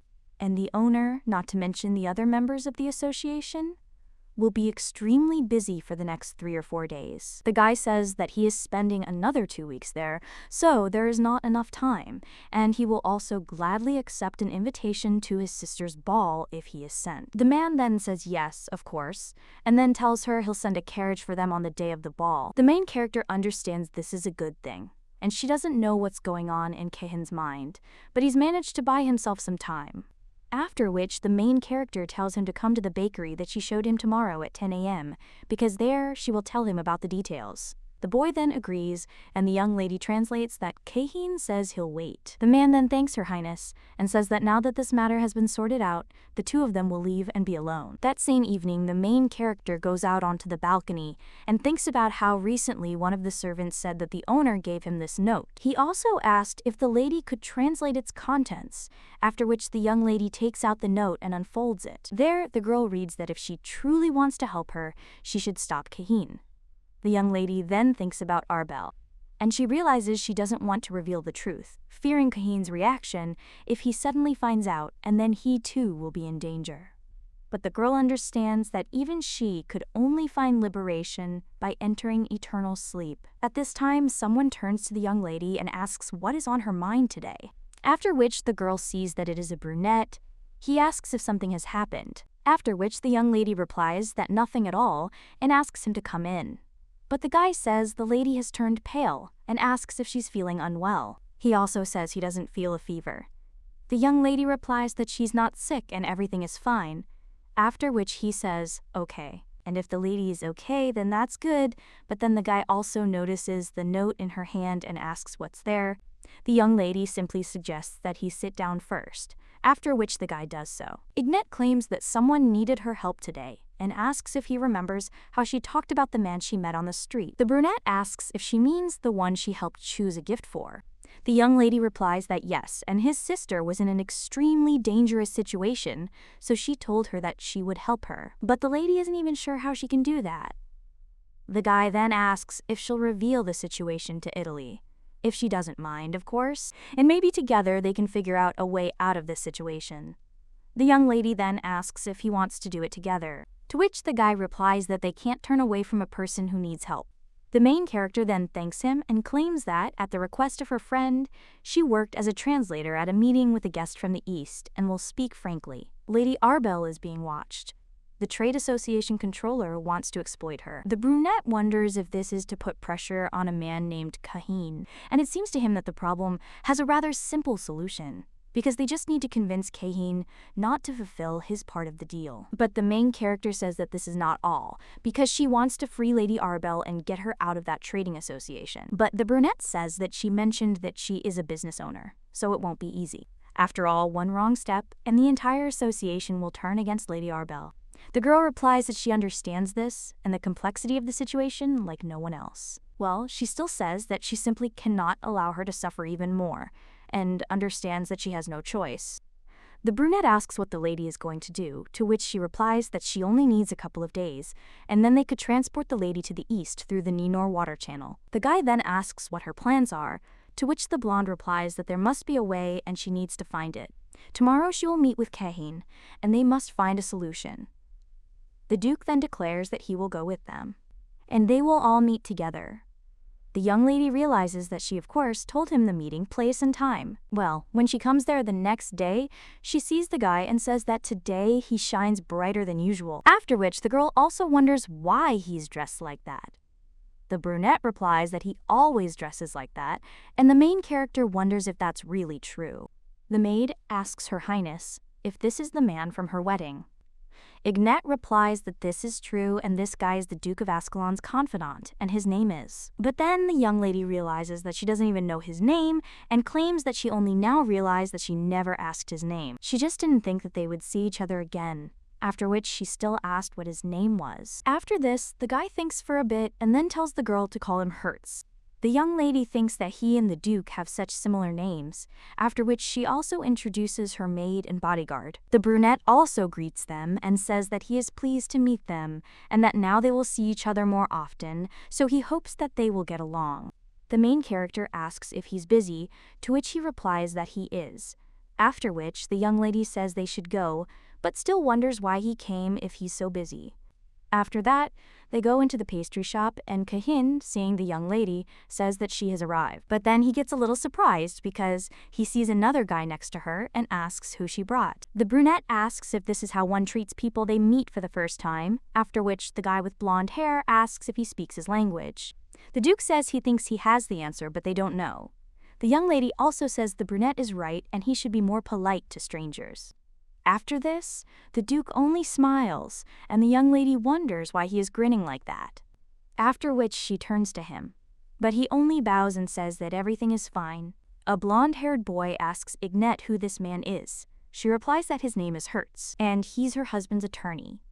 The blonde guy is shocked by this and asks if she's married, to which she replies yes, she has been recently. Kaheen then puts his hands on his head and asks if the woman destined for him is already married. The brunette then gets angry and asks what he's talking about, to which the young lady replies that he's just joking. And in the East, they say that if you meet someone 3 times by chance, it means they are destined for each other, and yesterday was their 3rd meeting. The Duke only snorts after this and asks if people really believe such things. At this time, Ignette turns to Kaheen and says that in general, there is something that he should know, after which the lady claims Arabella is being closely watched. It's Borgia, whom he met yesterday, and her husband, Castus. She spoke with Arbel before his arrival, and she said she needed help. She also asked him to make sure he didn't fall victim to their deception. She also feared she wasn't just being followed, but also bullied. After this, the guy immediately jumps up from the table and heads somewhere. But the main character screams out where he is, to which he replies that he is going for his sister. But the brunette claims that in his place, he wouldn't do anything stupid. After which, the young man with blonde hair stops, and he asks what nonsense means. The Duke asks where he's going and what his plan is. After all, this girl is Cast's legal wife, so what he's about to do is considered kidnapping. It's conceivable that he might even save her, but the guy also wants to know if he has a place where she could hide.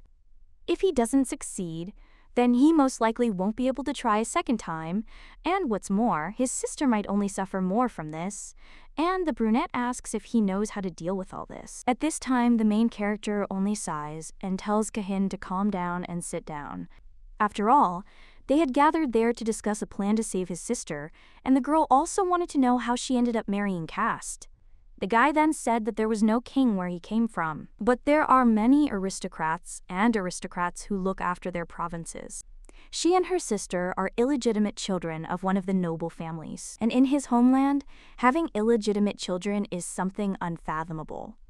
The man they were supposed to call their father had the conscience not to kick them out of the house, but the contempt and disdain they experienced while living there made them think that it would have been better if he had known them. To top it all off, their mother fell into eternal sleep when they were still children. In fact, he was raised by his older sister.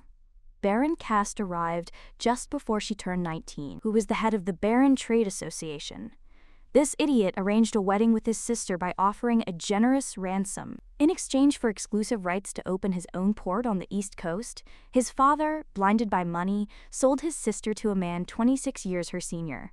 And only later did the boy learn why sister had obeyed and not fled, before Arbel left for the Empire. His father enrolled him in a private academy, and before her marriage, he never even considered spending money on his education. That's why now the guy claims that it's all his fault, and that he's also to blame for his sister having to go through this. And it's her fault she spent her entire life at the mercy of others. The protagonist realizes she and Arbel have much more in common than she thought. Essentially, they've lived the same life. The girl also thinks she wants to save her.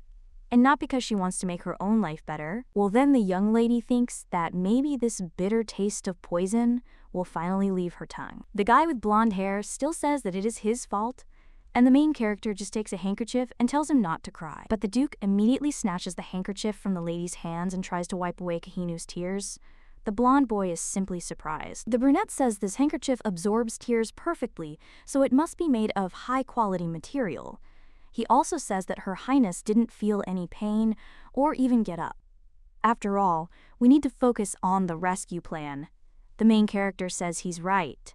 After which, the girl turns to Kaheen and asks Togo to tell her about this deal with Borgia, to which the guy agrees. He also claims to have already said that his father opened a port on the East Coast. He also absolved the Merchant Association of the obligation to pay the corresponding taxes. The main character says that it's not easy to pull off such a thing and asks how he managed it. Kaheen replies that he has his own ways, especially now that he has taken his father's place. The main character and the Duke are a little surprised and wonder if an illegitimate child has really become a lord. At this time, the guy only says that one can say that luck was on his side, and the main character thinks that for this to happen, more than simple luck is needed. after which she talks about a port located close to the empire from the east and asks if he means the Laint region. Kahin replies that yes, and asks how she found out about the girl. The girl understands that everything is as she suspected. In her past life, the young lady sent countless letters to the east. After they suddenly cut off all trade deals, every reply she made only received rejections, and she found it strange that the severing of trade ties coincided precisely with the lady of their house's descent into eternal slumber. But the girl had no idea that it was Kahin on the other end of the line. Now the young lady says that the safest way to save Lady Arbel is undoubtedly legal, so she needs to file for divorce. But to do so, she and her husband must come to the temple and return the marriage certificate, or at least send pre-approved attorneys in their place. The guy with blonde hair says that he doesn't think caste will let her go that easily. After which, the brunette asks if they can say that they will only change their tax benefits in the event of a divorce. The main character says it will only harm Kahin. The blonde boy asks if he can do that and then reverse it, but the young lady says she doesn't think it will work. The duke says he's a grown man now, so he'll manage somehow. The young lady says that actually, if he is really determined to help his sister, so she might have a plan. Well, she will need help with this, including Hertz's help. After which, the young lady asks what he will say. The brunette replies that of course he will help and tells her to tell. The young lady then asked if he remembered Borgia mentioning the ball. Kahin then agreed that afterward he could spend the day alone with his sister. So the plan is to take advantage of these moments, and most likely it will be stormy. And after that, Arbel will be out of sight of the people of caste. A little while later, the brunette asks the lady if she was serious, but the girl only wonders what exactly he's talking about.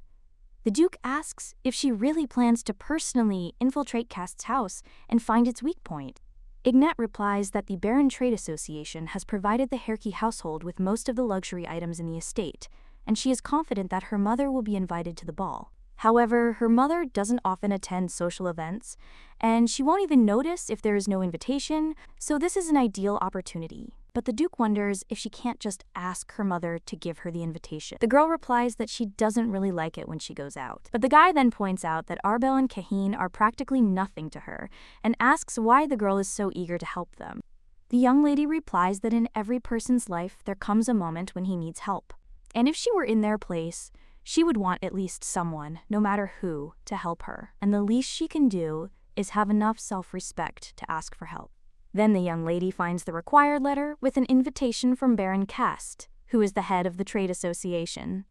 The young lady happily turns to Hertz and says that she has found it, but at that very moment they hear someone coming. The guy immediately grabs the young lady by the hand, and they hide behind one of the doors. At that very moment, the Duke and the Duchess enter the room, and the man asks what she wants to tell him that she brought there. The woman tells him not to play dumb, and she remembers very well what he said to Rosalie the day the Emperor's man came to see him. The main character wonders if these are her parents. Meanwhile, the Duke claims that he has no idea what he is talking about. His wife only replies that he should not take her for a fool. And he did say he got paid after 15 years. The main character wonders if she's really referring to that diamond mine, and the woman at this time asks if he really wants her to describe everything in detail to remind him. After all, the Emperor paid him in exchange for Ignat's marriage. She raised and fed the girl he brought from who knows where, so he should at least include her in the share.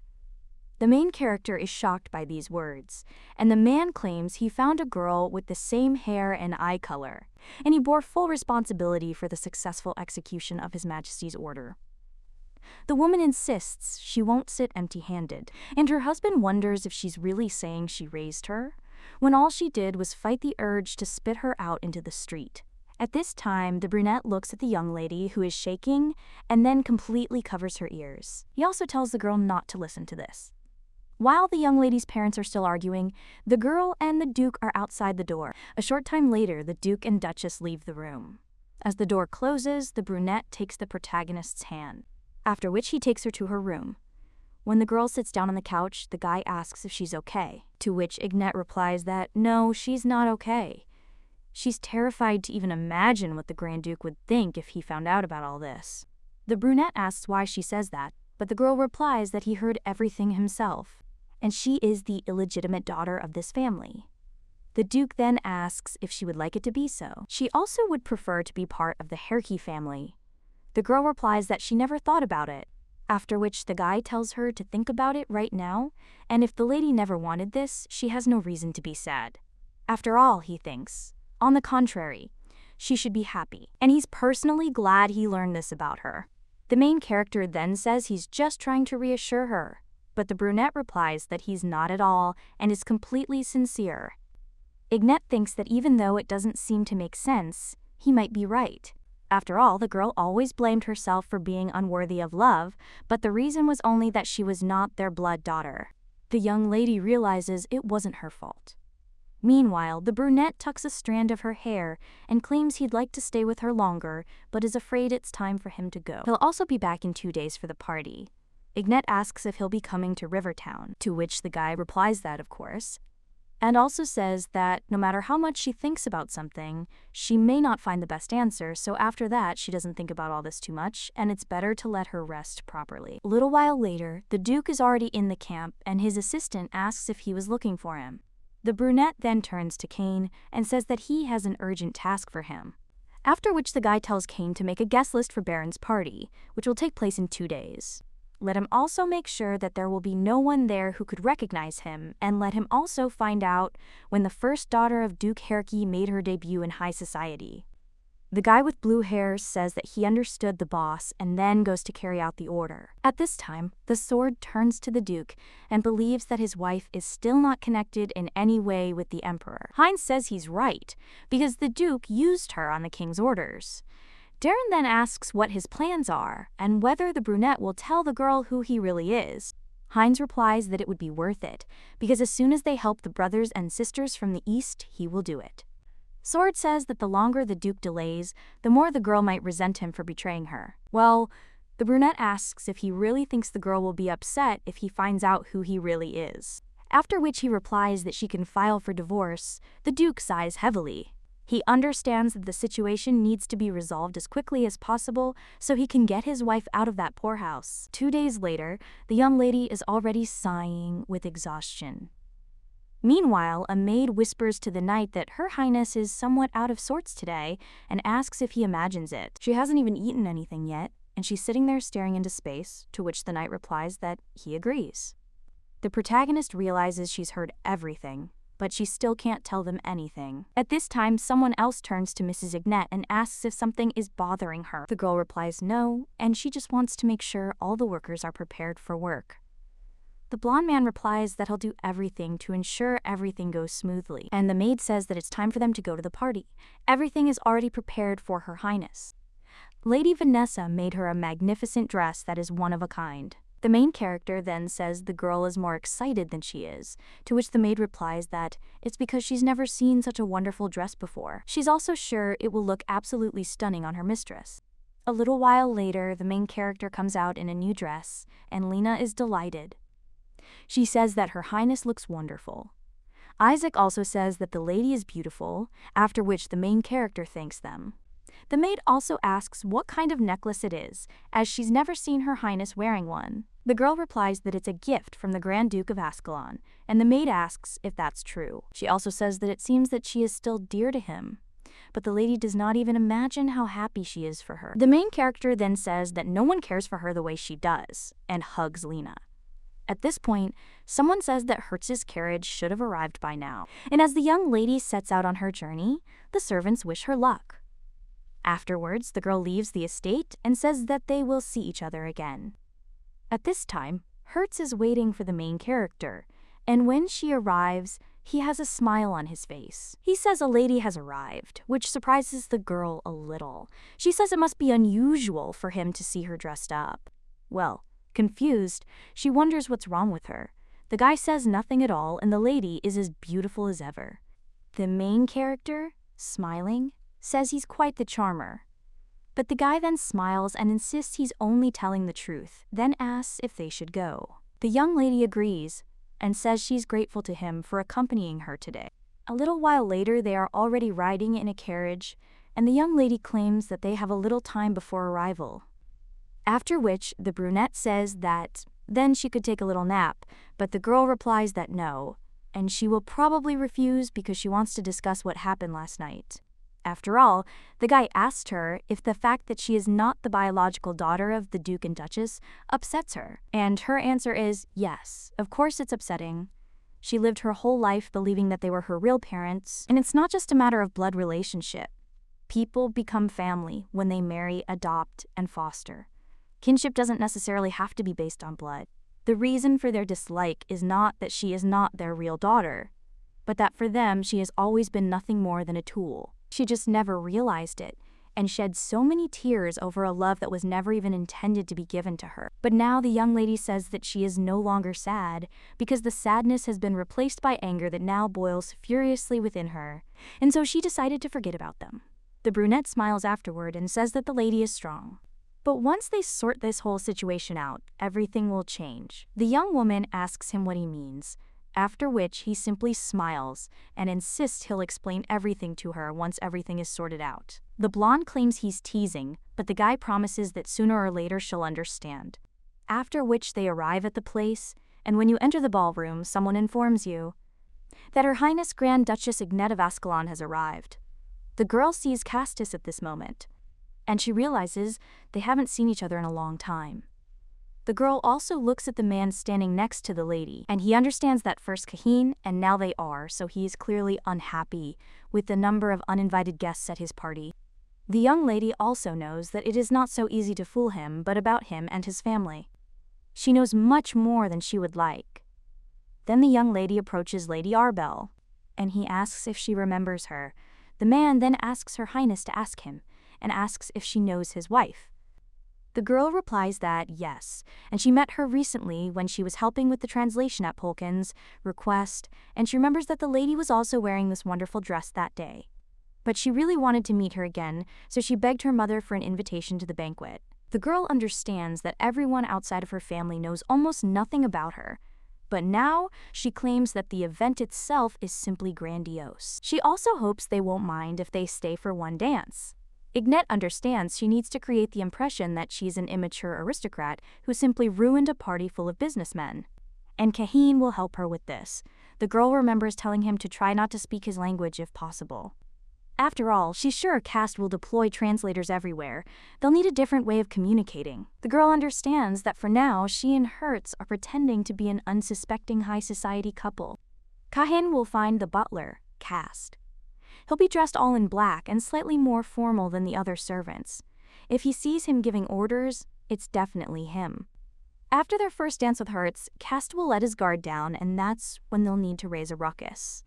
The guy does just that, after which he cries out to the servants that he demands alcohol. But the man asks the sir to calm down, as he's disturbing the other guests. However, the sir merely tells the servant to leave, and whether he even knows who he is in the East. The young lady understands that since he will be a special guest, the butler will have no choice but to intervene and sort out the situation. Afterwards, the butler leads the blonde-haired man away, who merely remarks that he wishes he had a butler like him. The man escorting him asks what he's carrying and then allows him to be shown to his room. And the main character understands that as soon as Kane takes the butler away, she and Hertz will enter the game. At this time, the butler is next to the guy with blonde hair and says that if he needs anything, the servants are waiting outside and that he should enjoy his rest. However, Kahin says that he doesn't understand a word of what he's babbling and let him bring the booze. The guy also remembers how he wondered why he needed to take the butler away, and the young lady claimed that the most influential families in the empire always had 2 workers. This is the housekeeper, who is responsible for the affairs of the house and the female servants. She also has a butler who supervises the male servants, and both of them always carry the keys to the estate. When the reception begins, the entire estate security will be at the place where it is being held, and after the butler takes Kahin to the guest room, he will be left alone. A little while later, the Duke knocks out the butler, and the young lady realizes that this is the perfect moment for a robbery. A short time later, they enter Cast's office. The Duke is simply curious how the girl managed to find the room so quickly. And the young lady, with a smile on her face, says that she simply guessed, because the layout of the building is almost the same as her house. The Duke then asks what exactly they are looking for, to which the lady replies that the most important thing for a merchant is his account book. Of course, they need to know who exactly the deal was made with, but the book will be useful if they want to somehow influence the entire trade association. If there are any discrepancies, they can report them to her. The brunette then asks what will happen if he discovers the book is missing and suspects them. But the young lady says she knows people like Cast well. They're willing to do anything for personal gain and are even willing to treat people as if they were simply expendable. They easily get rid of people who have become useless to them and instill fear in those who work for them, after which they enjoy it. People like him will first of all start to suspect those who are closest to them, and all they need is to take only the main ledger and leave the rest alone. The butler will quickly guess that the book was stolen while he was unconscious, and fearing punishment, he will restore the key entries of the main ledger and return it to the place as if nothing had happened. So let Hertz not worry, because they take only what they need and quickly leave there. The young lady then points to a line in the book and claims that Count Mayer arrived at Nymph's Refuge on the 3rd. On the 4th, the exclusive right to all spices supplied to the Mayer household was purchased. Brunet continues to read that on the 12th and 15th, key figures from the Leicester Trade Association arrived at Nymph's hideout. On the 17th, a contract with the Leicester Trade Association was successfully signed. All the most important meetings are held in some nymph hideout. After which the guy says that he remembers something, and in his opinion, it is the restaurant in which the Baron Trade Association receives its special guests. The main character wonders what he is talking about, and in her past life, she never heard anything about it. The girl also wonders what kind of restaurant this is, and why it doesn't exist in that future. After which, she decides that's all they needed, so it's time to leave. The young lady says she'll go and signal Cahin, and also asks if he could take the book to the carriage. The guy agrees and says they'll meet at the reception. A little while later, the blonde thanks him for his help, but Hertz says that this is nonsense and he was just doing what the lady told him, so he hopes that now that they know about the restaurant, the investigation will become a little easier. Ignette asks if he will come to Rivertown tomorrow because they need to think about their future plan, and she also wants to show him what she is going to do with the mana stones that the Grand Duke gave her. The brunette, with a smile on his face, says that of course, and he is looking forward to it. After which he kisses the lady's hand and says they'll see each other soon. The two then part ways, but the brunette stops and realizes this is all very suspicious. He wonders how the girl managed to navigate so well in a house she had never been in before. And also, how could she know how Cast and the butler would act? It was as if she already knew them before. Perhaps someone has already told her everything, and the guy is wondering if that someone could be Luther Herke.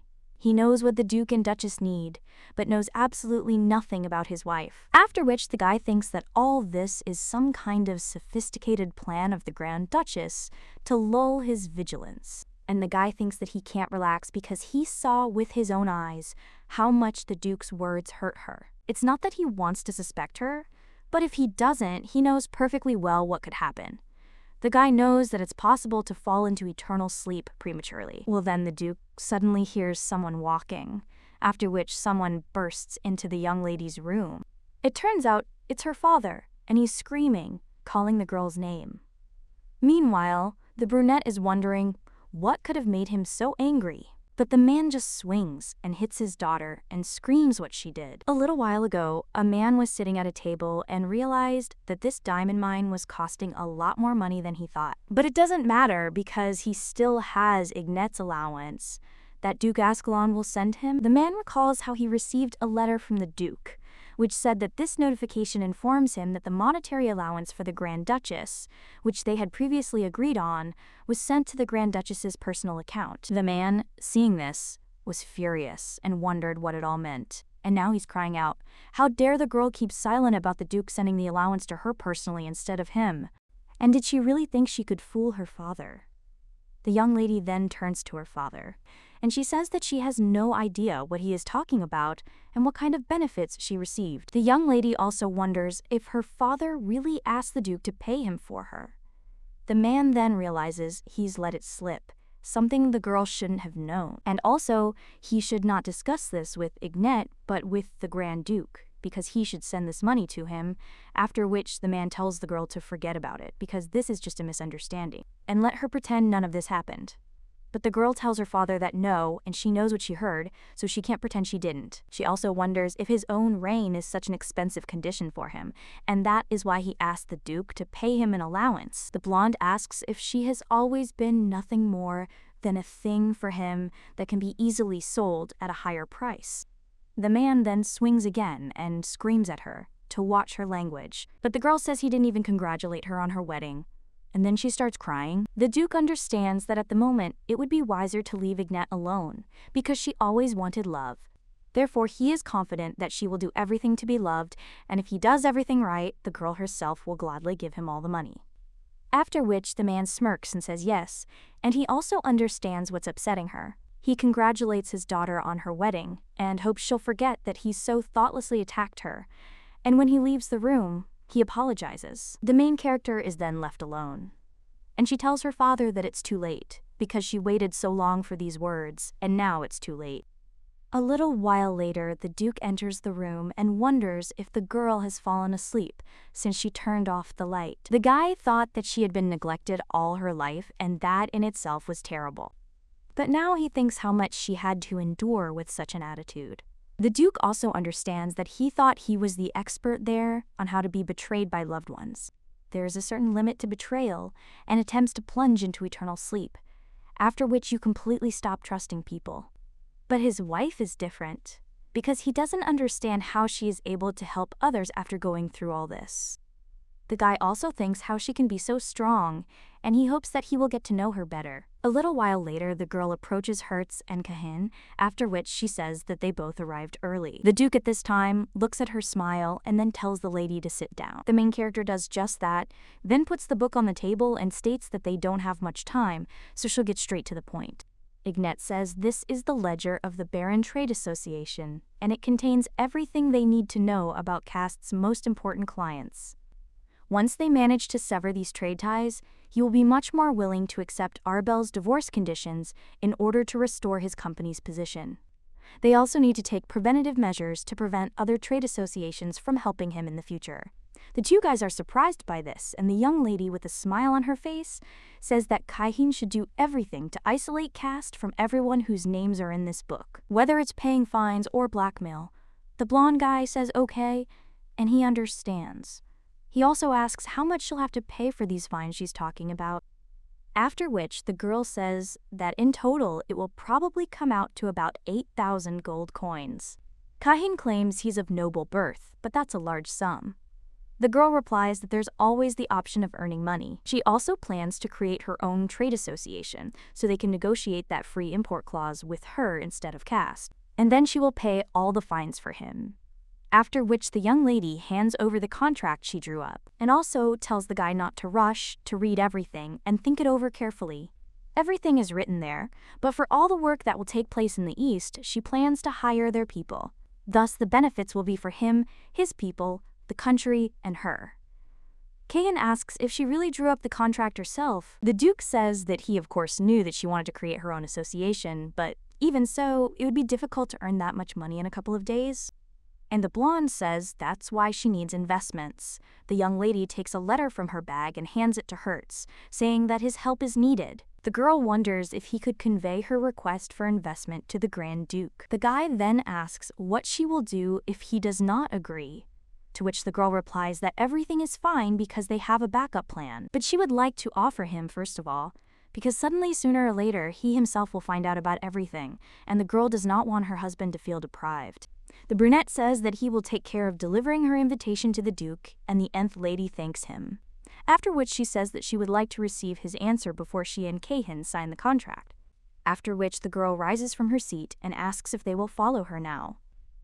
The Duke inquires where the young lady is going, and asks if he remembers what she said about showing them what she was going to use the mana stones for, and also proving her worth to both of them. A little while later, the two find themselves in one of the rooms, and the Duke wonders what all this is. The girl asks if it's obvious, since this is her clothing store. The brunette approaches one of the mannequins, and he says it's so realistic, the whole town will be talking about the store. The girl replies that she agrees. As for the mana stones, she asks them to go there. Then they enter the room and see some kind of device. The brunette wonders what it does, but then suddenly feels that as soon as you enter this room, you immediately feel something special in the humidity, temperature, and even the air itself. Mana stones are extremely rare in nature, and the likelihood of a commoner possessing one is extremely low. Even if a country's leader or aristocrat were to obtain a mana stone, they would only be able to afford to use it for military purposes. And the girl only uses it to regulate the temperature. Well, that's the conclusion he can draw from her facial expression. The young lady at this time asks to convey her gratitude to the Grand Duke for the fact that her clients will be able to try on clothes in a room with an ideal temperature. She also claims that she showed him her store to prove that she was capable of running her own trade association. And this store will become the cornerstone of her association. And she hopes that Kahin will give the answer she is hoping for. The guy replies that it goes without saying, after which he asks if they are finished for the day and if he can go and meet his sister. Well, the young lady replies that Betty is not me, and his son Arbel still needs help because there is one problem.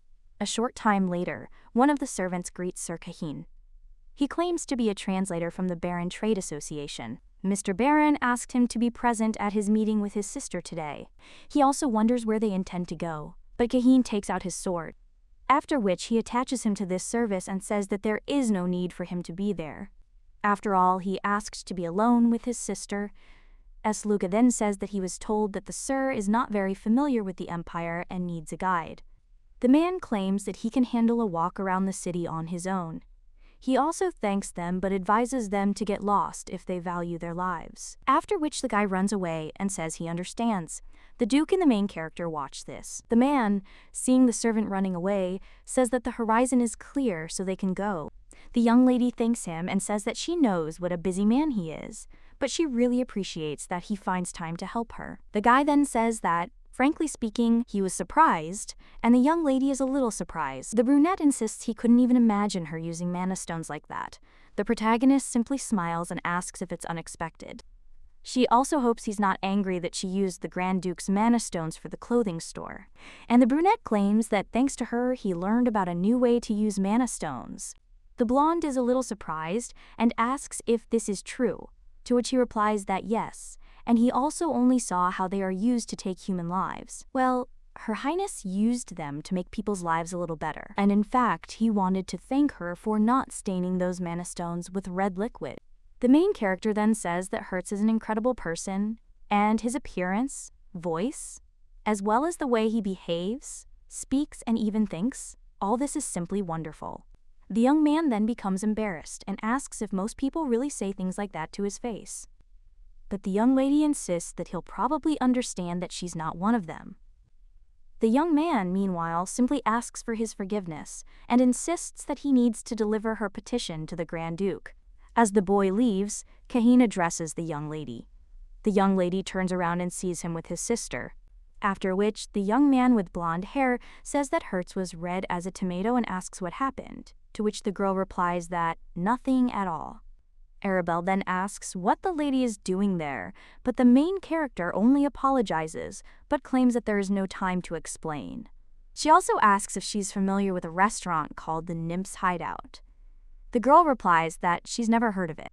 Ignette claims this is where Cass secretly conducts business with her most important clients. They can't even imagine what goes on behind closed doors.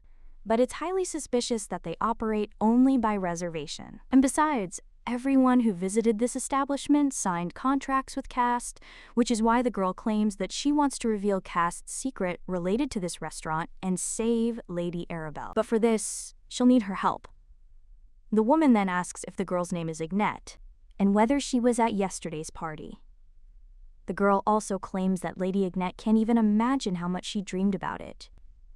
To return to Kahin after she arrived in the Empire, well, she knew that nothing would work out for her, so she gave in. The guy then cries out, "How could sister do that?" But she just continues her story, and she claims that when she saw the lady that day with Kahin, she realized for the first time that there was someone who wanted to help her.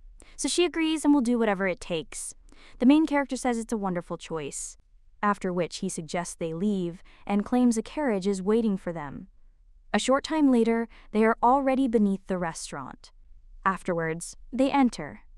The worker apologizes but says that the nymph's refuge is accessible only by reservation.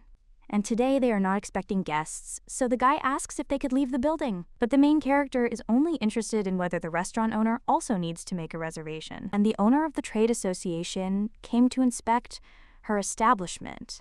The guy then asks, surprised, if she's really the owner and mistress. But then he sees the ring and realizes that it is the signet ring of the Baron family. And he thinks that he really heard that the owner is from the East. After which he immediately bows and cries out, asking to accept his sincere apologies. He also wonders if this girl is really alone, and says that if she had notified him in advance, he would have undoubtedly provided her with better conditions. The main character says that everything is fine because they were nearby, and Lady Arbel expressed a desire to inspect the restaurant. Lord Cast, of course, values his wife very much, but she cannot stay away from the family business affairs as the owner, and she also feels responsible. The guy then says that it is clear, but nevertheless asserts that he hopes Ma'am understands that some difficulties may arise with strangers. After this, the main character, with a smile on her face, asks if he doesn't understand, because this young man next to the lady is her bodyguard, whom she brought with her from the East. She in turn is her personal servant, and Lord Cast personally chose her to help the lady with the Super Saiyan. So they are not strangers after all who is who, but they are definitely part of a trade association. After which the girl asks if he is ready for the consequences of his refusal, after which the guy says that the meme is right and it is his mistake. He also asks them to move on, and the main character understands that so far everything is exactly as she expected. No one in the association knows what Arbel looks like, which means she really was kept locked up all this time. Surely Cast was mocking her in every possible way, skillfully disguising it as help. This friend didn't even bat an eye when two women and a foreigner entered, but upon learning of their status, he immediately changed his attitude towards them. Therefore, the girl understands that she will reveal all the evil that happened under this roof, no matter what the cost. A little while later, the guy shows the kitchen and claims that, as he mentioned earlier, there were no visits planned for today, so he is afraid that he is the only worker there. But they always strive to ensure that their guests receive the highest level of service in a safe environment. Afterwards, he hears Arbel say something in a foreign language, and their main character responds. The guy wonders if something is wrong. The main character asks if he's testing his mistress. The young man is surprised. Ignette says she can't believe he saw the ring and still has doubts, but otherwise, he wouldn't have shown them the empty kitchen, since he himself knows that's not why they came there. To which the boys reply, of course not. He was just about to show them the goods. He also thought the lady would be interested in all the details of the restaurant, so he decided to show her the kitchen. The girl realized that everything was as she thought. Meanwhile, the guy asks her to follow him. In her past life, when she worked for caste, any drop in income would lead to punishment. And it was corporal punishment, and once the man locked her up for 3 days without food or water, and this happened too often, that she had no choice but to get involved in their dirty, immoral dealings simply to survive.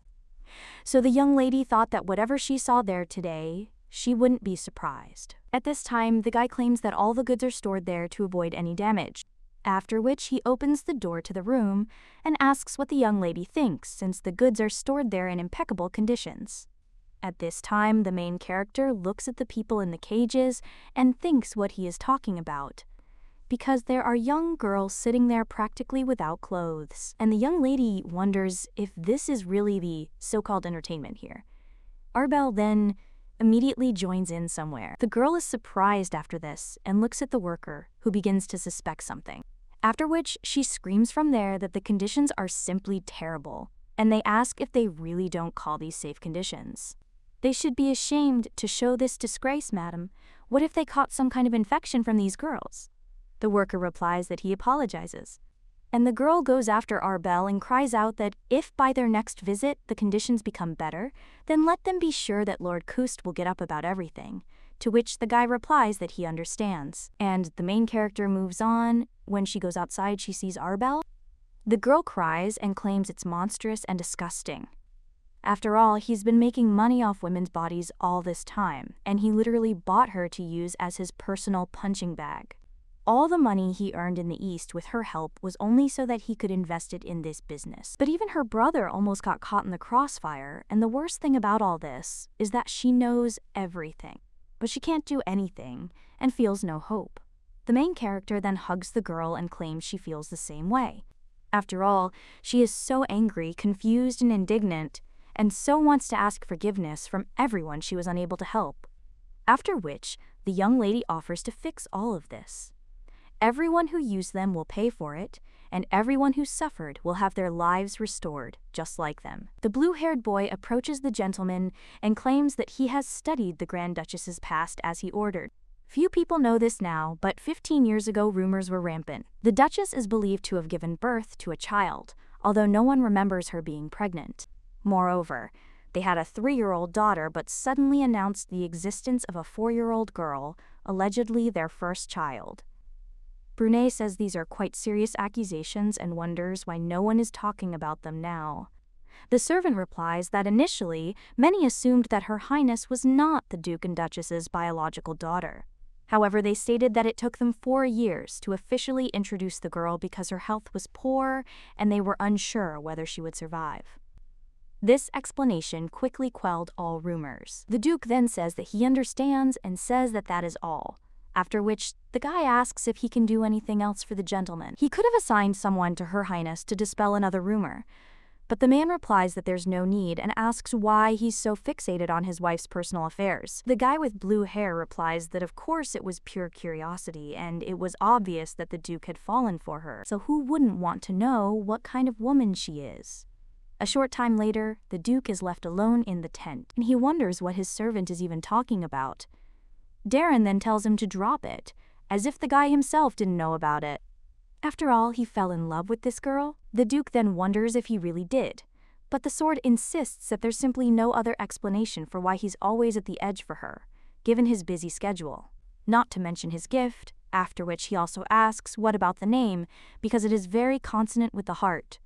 But the Duke says that the sword shouldn't make him laugh, because he's only interested in the girl because Darren can't read her thoughts, and besides, she's faithful to him, so he's fulfilling his marital duties.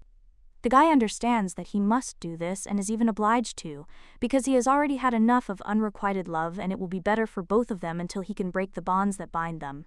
After all, he can't afford to love. A short time later, the main character rides with Kahin and Arbel in a carriage and says that it's good they managed to learn the true purpose of this place, but there's nothing they can do about it right now. The guy then asks why, and the young lady replies that technically prostitution isn't prohibited by imperial law. Precedent-based cases involving it were considered such only because the accused improperly registered their businesses. Or maybe they found evidence of human trafficking and the like during the actual operations. If they report caste right now, he'll definitely be held accountable for the right reasons and get off with a slap on the wrist or a small fine, at most. But Kayan claims that there are victims and their testimonies, after which they ask whether this is not enough. The young lady replies that she's sorry to say this, but it's unlikely any of them will speak out, because it doesn't matter what they wanted. In people's eyes, the blame will always lie with the victims.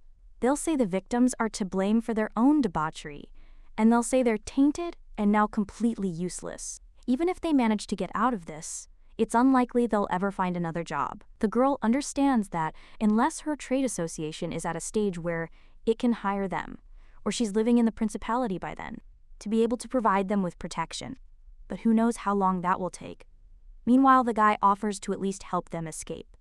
And the blonde says that this will only be a temporary solution, because when the establishment realizes what happened, they will immediately contact caste, thus giving them the opportunity to get rid of all the evidence. The best and safest option now is to wait until caste can't escape the consequences and then strike him. For now, they need to tie caste's hands and feet. The guy then agrees but says that it seems they are already there, after which he suggests meeting tomorrow at the same time. To which the young lady agrees and says goodbye to them. But she still understands that first of all, she needs to be sure of something.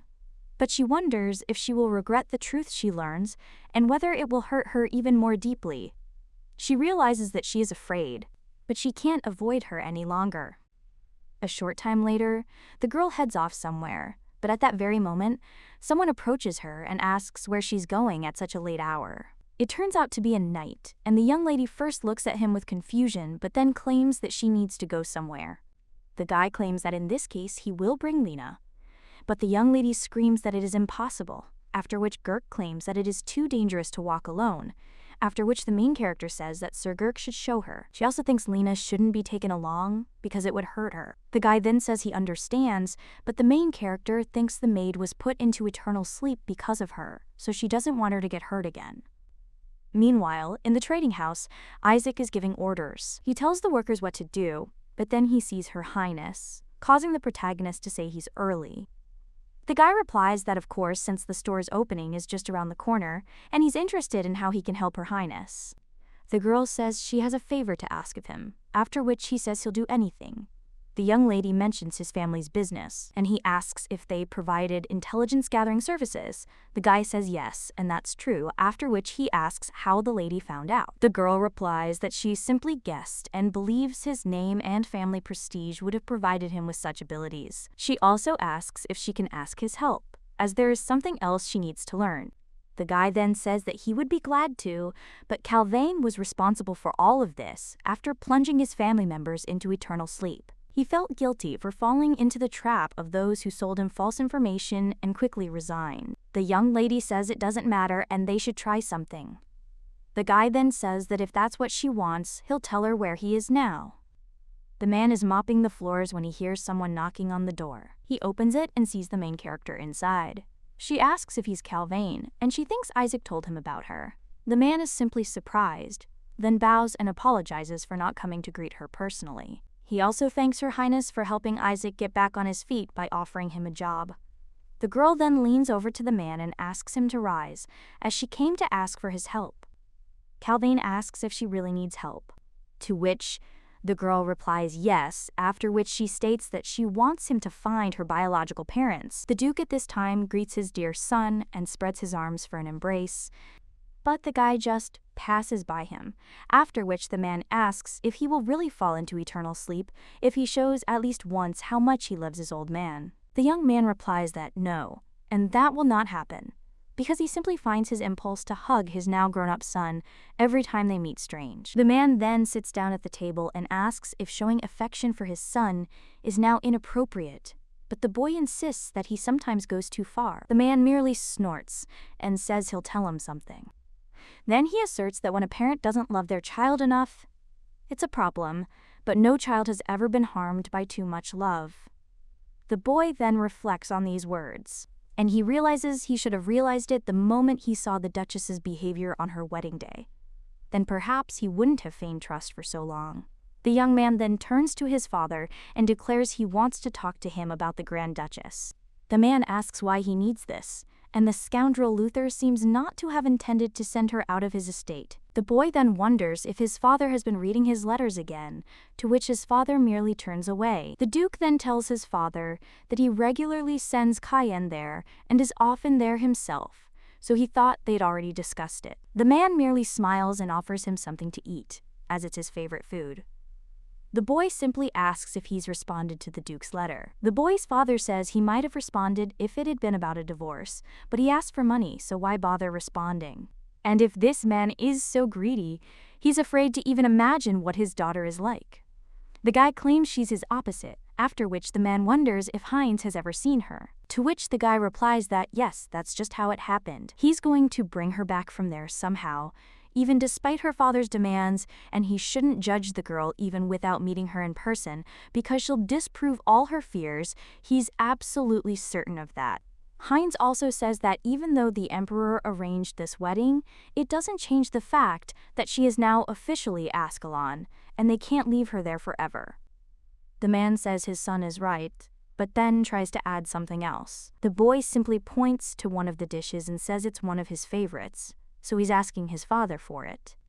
The man is surprised by this, after which everyone says he thought he wouldn't live to see this day.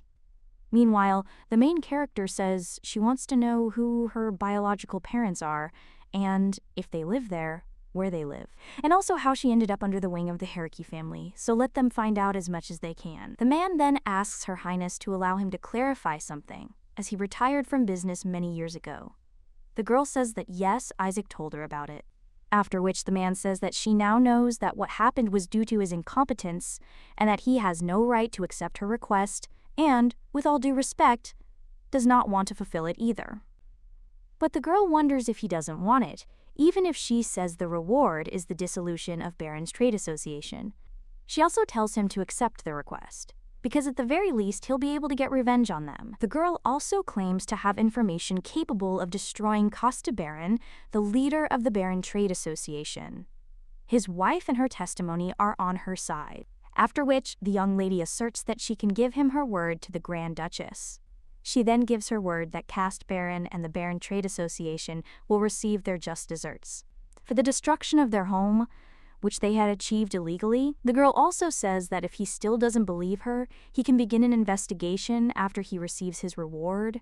However, she hopes that he will take into account the fact that Isaac, who lost his entire family as a child, has not given up hope and stands firmly on his feet, after which she also wonders how long he is going to remain on his knees. The man then rises and declares his acceptance of her request. A short time later, the protagonist is already heading off in a carriage, and the knight asks how long she's known about this. The girl replies that recently, after which the man asks if she's okay. Ignat realizes that 4 days have passed and she's feeling much better, after which she says that, on second thought, yes, she thinks she's okay too. The guy claims it's good, but the young lady thinks he's very surprised. The knight then claims she's changed a lot since she got married. Before, it felt like she was just watching from the sidelines, but now her gaze is directed elsewhere. The protagonist thinks the knight has been watching over her all this time. After which she wonders if he did it out of loyalty, or if there was something else behind it. The guy insists they're there, but the main character tells her that David has to see someone today, so she asks if Sir Girk will wait for her in the carriage, to which he replies, "Of course." And when the young lady is about to get out of the carriage, he says, regarding the name of her shop, what does she think about Nettie? The young lady asks what that means, after which the guy says it's short for Ignat. The girl then, with a smile on her face, says that's clear and that's not bad, she's cute and also easy to remember. The girl thanks the knight and says that she will think about it, after which she closes the carriage door. As the young lady continues on, she sees Hertz standing before her. She asks how everything went and whether the Grand Duke has agreed. The guy replies that he thinks the young lady's offer is excellent, after which he hands her a bag of money. The girl then, shocked, asks if this is true. Hertz replies that 10% of the income goes to the Empire's social welfare and the employment of its merchants for trade with the East. The proposal envisaged not only the enrichment of the trading association, but also the development of the empire as a whole. Therefore, any husband, upon learning of his wife's plans, would want to see what she ultimately achieves. The young lady then, with a smile on her face, says she's so glad he liked her. The brunette insists he's not surprised at all, and the Duke also gave her this. The young lady wonders what it means, after which the guy pulls out a letter, and the main character reads it. It says that sometimes their feelings are hurt by things beyond their control, and that only in a perfect world would such a thing ever happen. In the real world, they often expect a reward for their perseverance, and he won't bother her or console her. Seeing the great goal she set for herself, he's confident she'll easily achieve everything she strives for. He only wants her to receive a reward worthy of all the pain and suffering she has gone through. After Togo, the main character begins to cry, and the Duke is surprised. The young lady then apologizes and says she simply didn't expect such a touching letter. Hertz is embarrassed by this and says it's just a silly letter and there's nothing special about it. But the girl insists she doesn't think he'll understand, since he's still single and this is a family matter. The guy then apologizes and asks what she was talking about. And Kahin insists that he's there too, so let her speak in a language they can all understand. After which, the young lady apologizes and claims to have read the letter her husband delivered. The guy with blonde hair wonders if he sent a letter instead of telling everything in person. After which, everyone asks him if he is also a bad guy like Cast. The young lady replies that it's not at all, but that she's simply never seen his face before, and because of that, Hertz has to work overtime. The blonde man then asks, shocked, "What about the attacks? and whether she hasn't seen her own husband. The girl replies that at the moment, her husband is participating in a military campaign by order of the emperor, and they had a wedding ceremony. But that's all. Kahin then asks hopefully, "Is that so?" The Duke immediately interrupts him and says that whatever may cloud his mind, he advises him to clear it. The blonde guy asks who he is to tell him what to do. Bruna then starts to tell him who he is, but Kahin shuts him down and says he's just a trusted, nameless man who serves Ignat as a substitute for her husband, so they're not in such different situations. Well, at least they're different. After all, he and Ignat will work together, which means they'll see each other often, but in his case, if Ignat and her husband divorce, he'll remain a nobody. The brunette then furiously asks what he just said, but the main character stops the two and says they're arguing like foolish boys right outside her store. She'd really like them to stop ruining the image of her store, which hasn't even opened yet. The girl approaches the blonde guy and claims that divorce is a personal matter between the husband and wife, so as a third party, he has no right to discuss it so openly. The guy then apologizes, but then someone else addresses Her Highness. The girl says that this is a wonderful lady, Lisa, who has come. Her husband, meanwhile, asks if there really is a man next to her. The young lady replies that this is true and suggests they talk inside. A short time later, they enter, and the protagonist thanks them for arriving so quickly. The woman claims there's nothing to thank them for, as they're only happy to see her. The young lady claims she invited them because she wanted to say something, after which she asks Polkins to leave his post in the Baron Trade Association, because the trade association will soon meet its end. The girl claims that she is grateful to Lady Lisa for many things, and that she was the only one who showed concern when she learned that she was visiting the temple alone, and thanks to her, the girl began to translate Eastern texts. So she wants to repay her for her generosity and tells them to leave the association and instead sign a contract with another trade association, the one that belongs to her. Afterwards, the girl points to one of the dolls and asks if he can see them. The man replies that of course he can, and that he's never seen anything so beautiful. Ignat says that if he leaves Baron and goes to her, then she will have the right to sell miniature versions of these dolls for the next 3 years. The man is then surprised and asks if Her Highness is serious, since such detailed dolls of such beauty will become a real hit among the children of aristocrats, and he wonders if she will allow him to sell them. The young lady then points to a boy with blonde hair and asks if he remembers this man, as he is the younger brother of Lady Arbel, the owner of the Baron Trade Association. Thanks to Lady and Lisa, she was able to work as a translator during their meeting with Lady Arbel and eventually learned that Baron was involved in various illegal activities. Everyone in this room is working together to expose their actions, and so she begs them to leave Baron. They are prepared to pay any fines if any problems arise. The man then tells Her Highness that there is no need, because the trade association has always sought to achieve monopoly status by acquiring small businesses, which has led to irreparable damage to any competition. There have always been rumors surrounding the association that it resorted to immoral methods to achieve its goals, but he knew how hard it would be to make a living if he left the association, so he decided not to believe the rumors, but if the owner's brother intervened, then he could no longer turn a blind eye to everything. And, in fact, he is glad that everything turned out exactly this way and will trust the lady and will also leave the trade association without regrets and pay all the fines himself. The main character is a little surprised and realizes that she included Polkins, sanctions in her expenses. Well, if he pays them himself, it means that she has a little extra money and she can use it for their next step. After which, the young lady, with a smile on her face, says that this is wonderful and asks for the signed documents to be taken to the second floor. Lady Lisa also thanks Her Highness. The main character then turns to Kahin and asks if he's ready for the next step.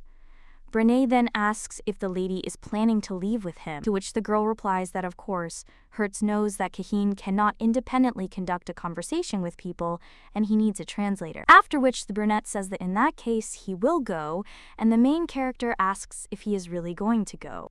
The girl also understands that she would be grateful, but is this a good idea and will they get along? Afterwards, they enter the room to sign the contract, and the blonde guy yells at him to sign the document immediately. The brunette merely translates this with a smile on his face. His interlocutor at this time says that he is the brother-in-law of the Baron Trade Association, so how can he behave like this? But when he picks up the contract and reads it, he is surprised and cries out that this is a form of agreement to cancel the contract and he cannot sign it. After which the guy also cries out whether they even realize the price he will have to pay. But Kahin insists that if he doesn't want to lose 2 limbs, he'll sign the contract immediately. The man then claims that even if they wanted to, they wouldn't be able to pay the fines because they don't have the money. But the brunette insists they were just bragging about getting a sizable sum of money from this deal, and now they're claiming they can't afford this contract. The blonde then asks if they understand that the well-being of so many people depends on this contract, and he's a victim too. They suggested her services and he agreed. But these people used this against him, accusing him of using the services of a kidnapped woman. He claims these people said they'd report him to the police and that if he didn't sign the contract, they'd set him up. The blonde guy, meanwhile, says he's just as much trash as the rest. The Duke says Kahin is so quiet and that it's not like him. But then the sword tells the Duke to help this guy, as his mind is clouded by rage at the thought of what his sister had to endure. He tries his best to hold back, after which the sword also quotes the guy's thoughts on whether this devil touched his sister, and whether it will affect his sister if they continue to dig under him. The sword says that this guy is terrified, and the Duke thinks why they are dragging their feet on this, after which he says that it is enough and let him sign the document right now, because they will lend him money if he really needs it. But of course, he'll have to pay it back with interest.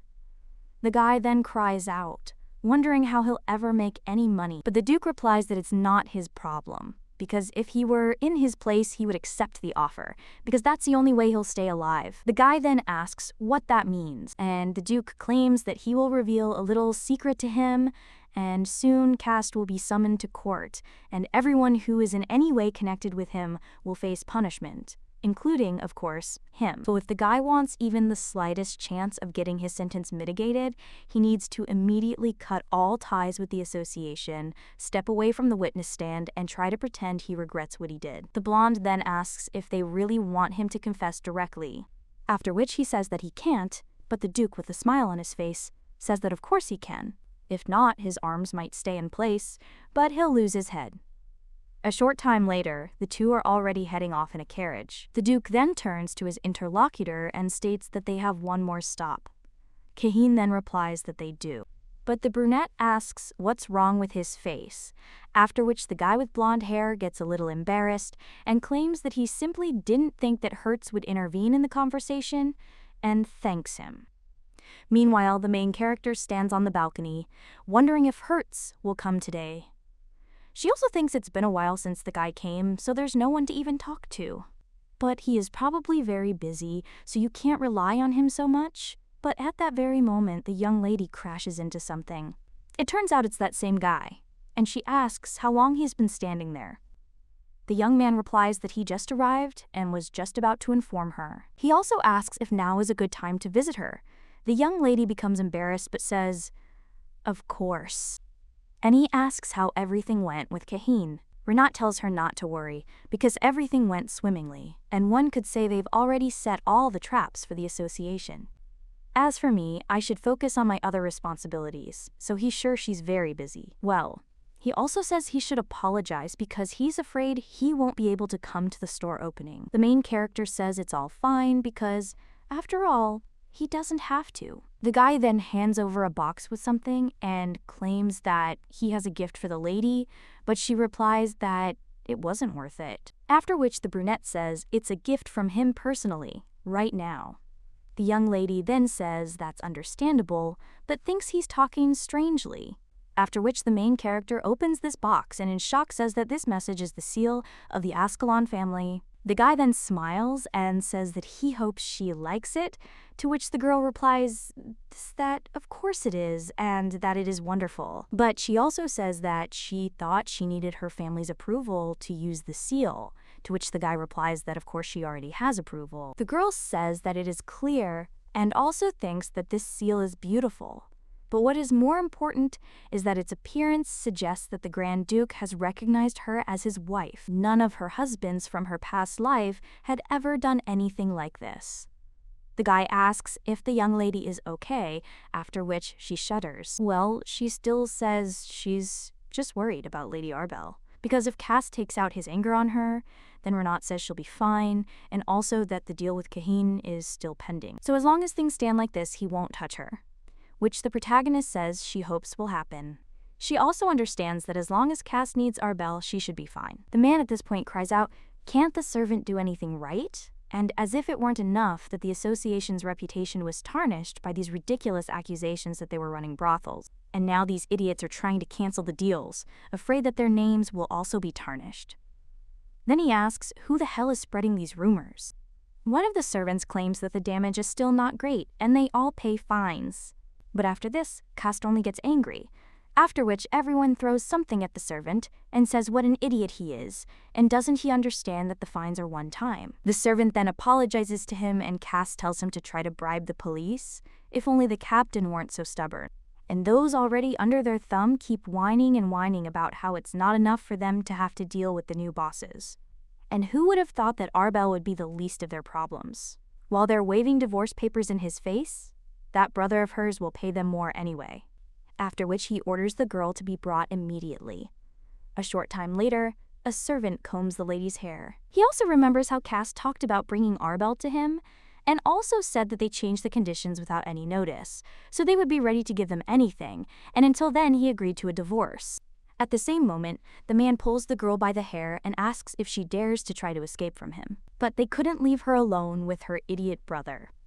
After which he asks what they told her that made her so suddenly want a divorce. And this cast is completely useless, he knows, and has no idea what he has to go through to endure her. The girl doesn't understand everything he's telling her now, but she's lived there long enough to understand. For example, his obsession with her. The man is now screaming that she is his toy, and where else can he find such a perfect doll like her? The girl sees it in his gaze and dirty touches, in all sorts of physical violence, and in her husband's orders. Well, she's so tired of it that she thinks how she'd like to escape from it all. But for Cahin's sake, and for those girls' sake, and for Lady Ignet's, who could look away but didn't and decided to help her. So she won't run away. A little while later, the man asks what the girl said. But the blonde woman says he heard her, and she won't divorce him. Meanwhile, a lady on the shopping street says the store is finally opening. Another woman also says she heard they've removed all the barriers and put up a sign. But who knew such beauty was hidden behind those fences?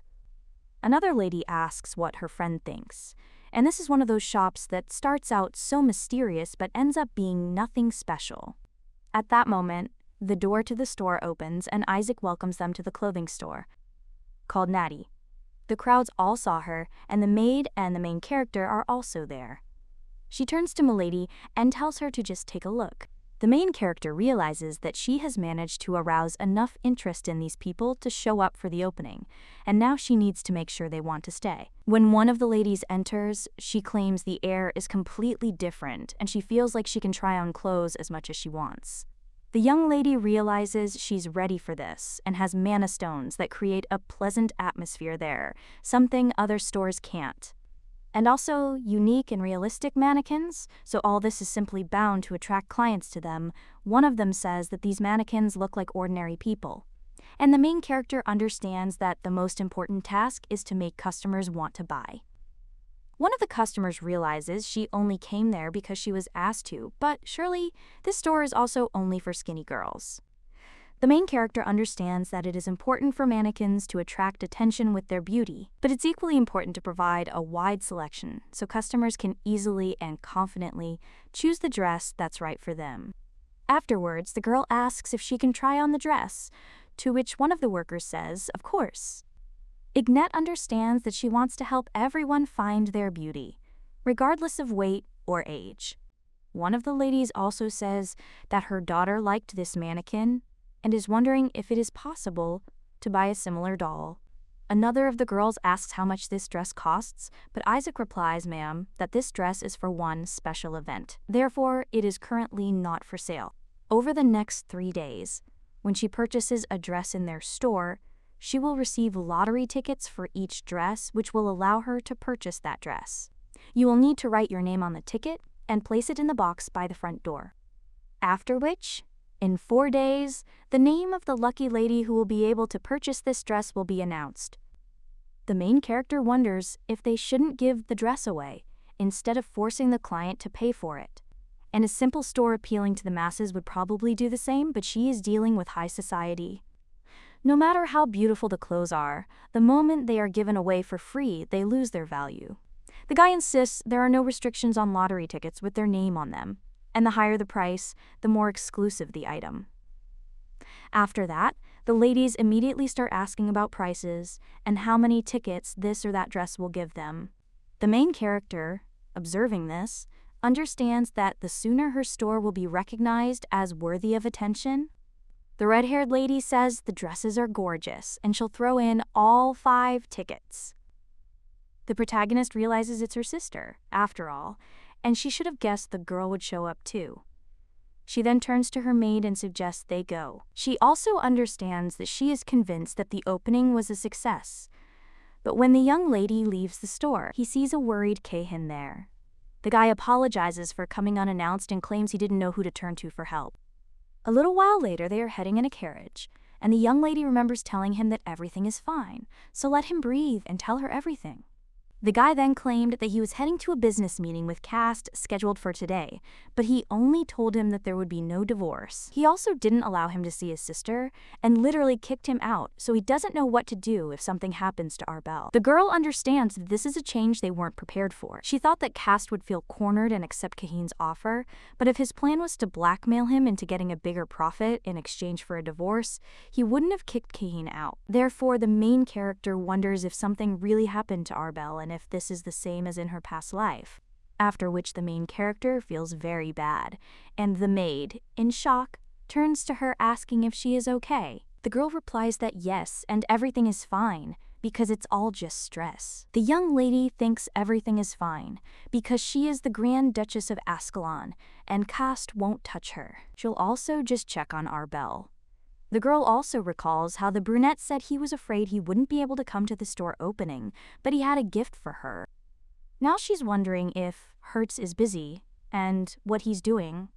The guy is currently in front of the emperor, and he bows and also claims that he has come to ask for an audience with His Majesty King Alakazar, the blazing sun of their empire. His Majesty then says they haven't seen each other for a long time. The empire and the principality have long had the same tradition. After the heir turns 7 years old, he is sent to the capital until he comes of age. His father always insisted that the boy not reveal his abilities to the emperor, but it was not the emperor he should be wary of. He had to be wary of the crown prince, who was 19 years old at the time. Now the blonde just tells the guy to come over, after which he does so.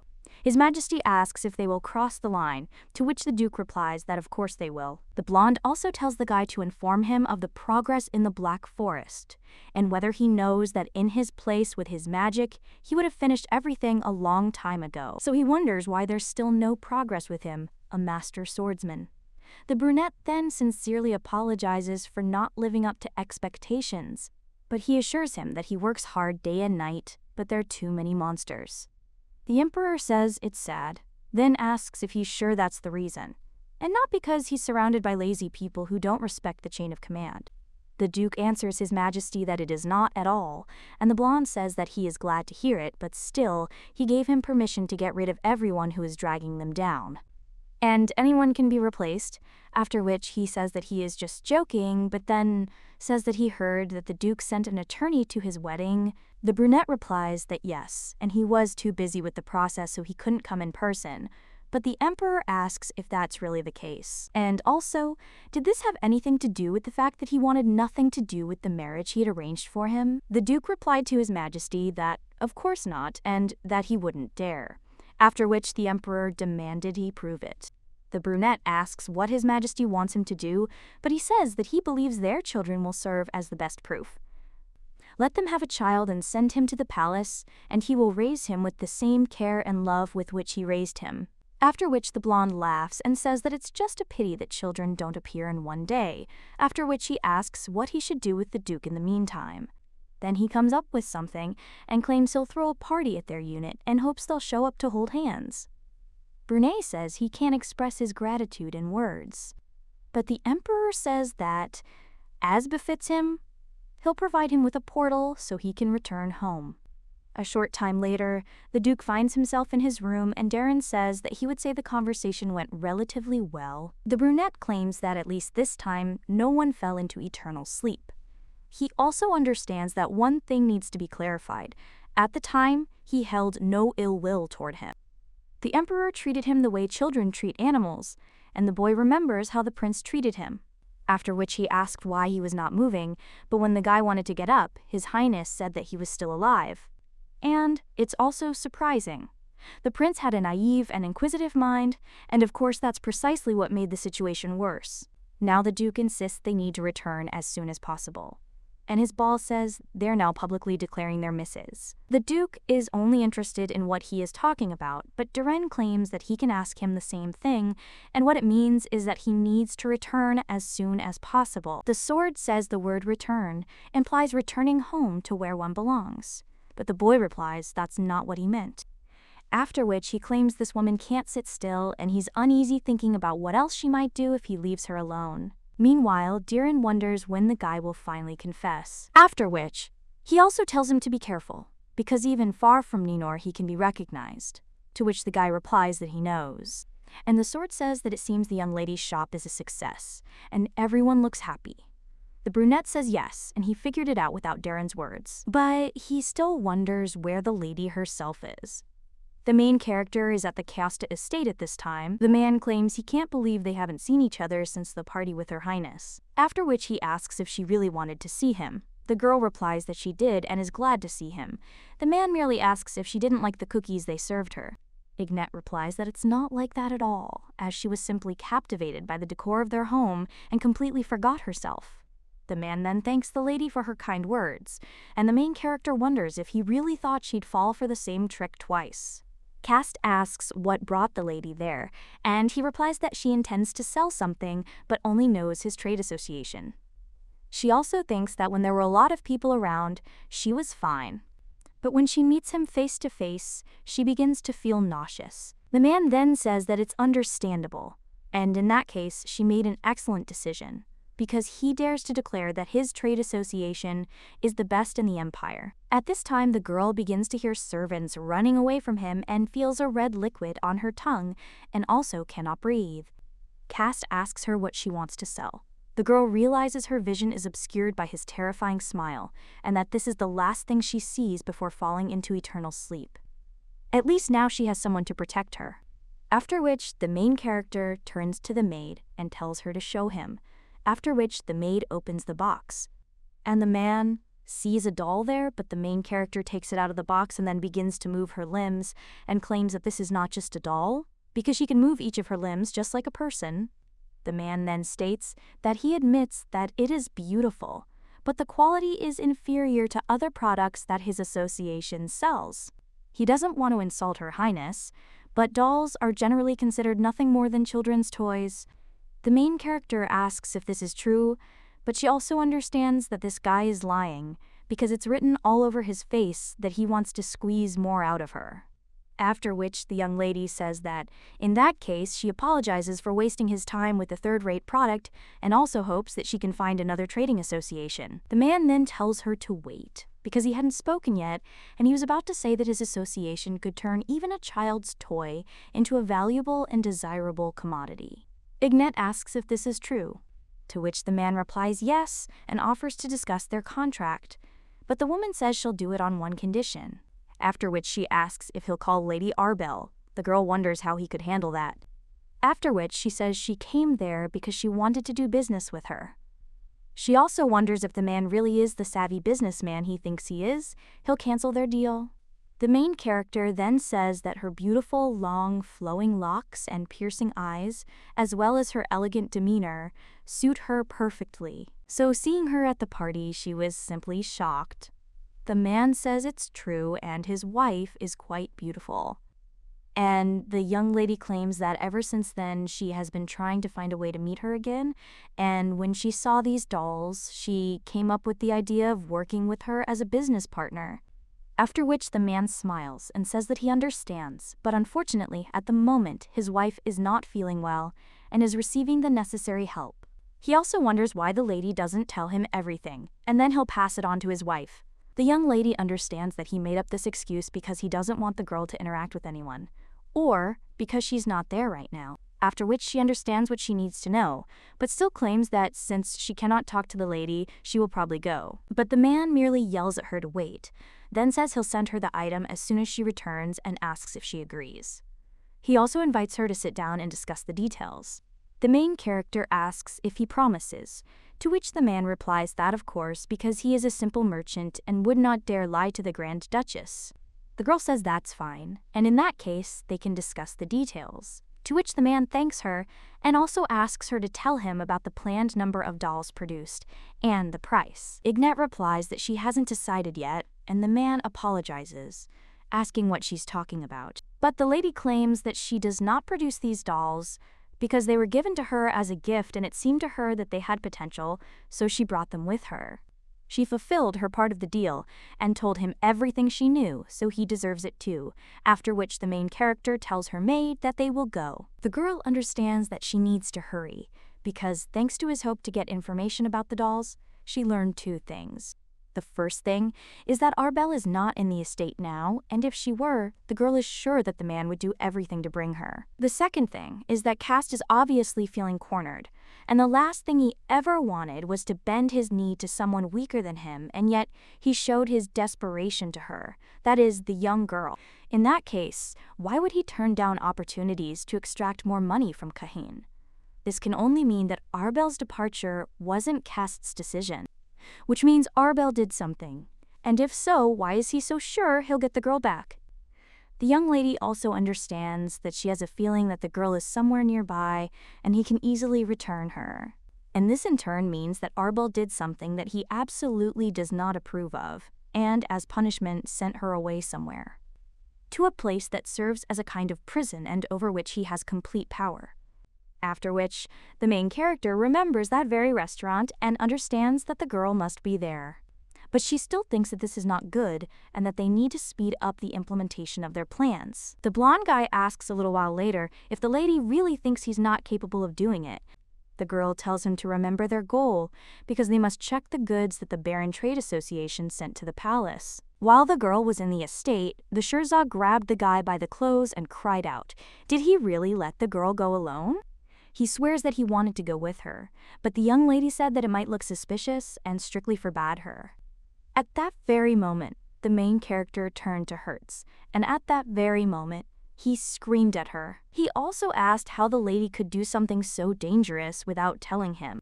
Ignat realizes he called her by her name and apologizes for worrying him, but insists she had no choice because she was in a hurry. Kahin asks if his sister is okay. The girl replies that she can't say for sure and asks if they can visit the palace first thing tomorrow.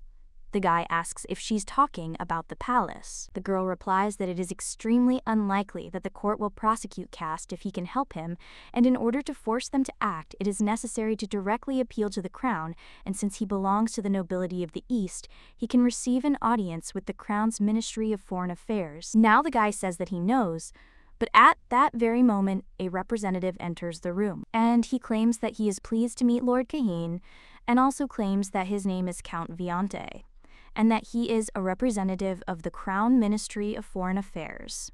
The young man with blonde hair says that he is pleased to meet you and that his name is Kahin Lant. The girl next to him is his friend and is there to help him.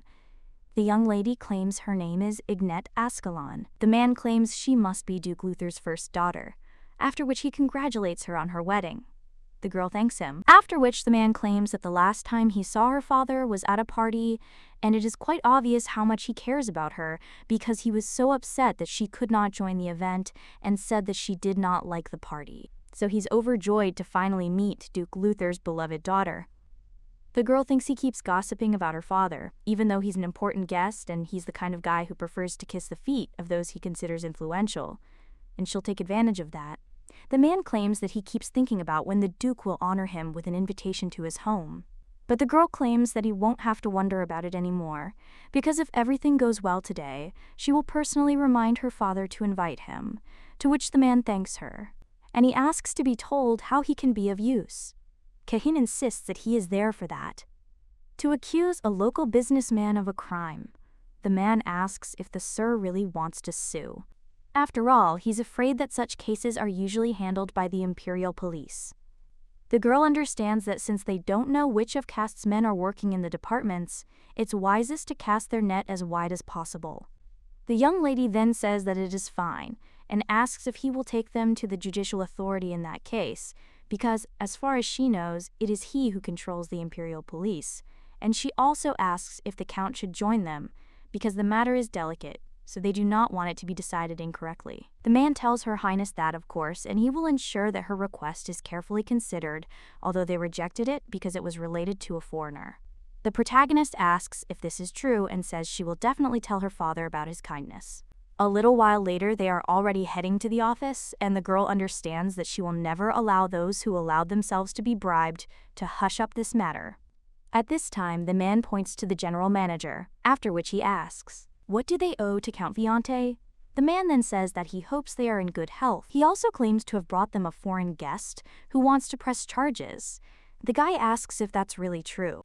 The man then whispers that she is the Duke's eldest daughter, and that she has recently become the Grand Duchess of Ascalon. The protagonist realizes that she has heard everything. And after that, the blonde guy turns to her with a smile on his face and asks how he can be of help. The girl points to a blonde-haired boy and claims he's her friend and that he's from the East. Lord Cayenne has only been in their country for a short time and has already become a victim of fraud.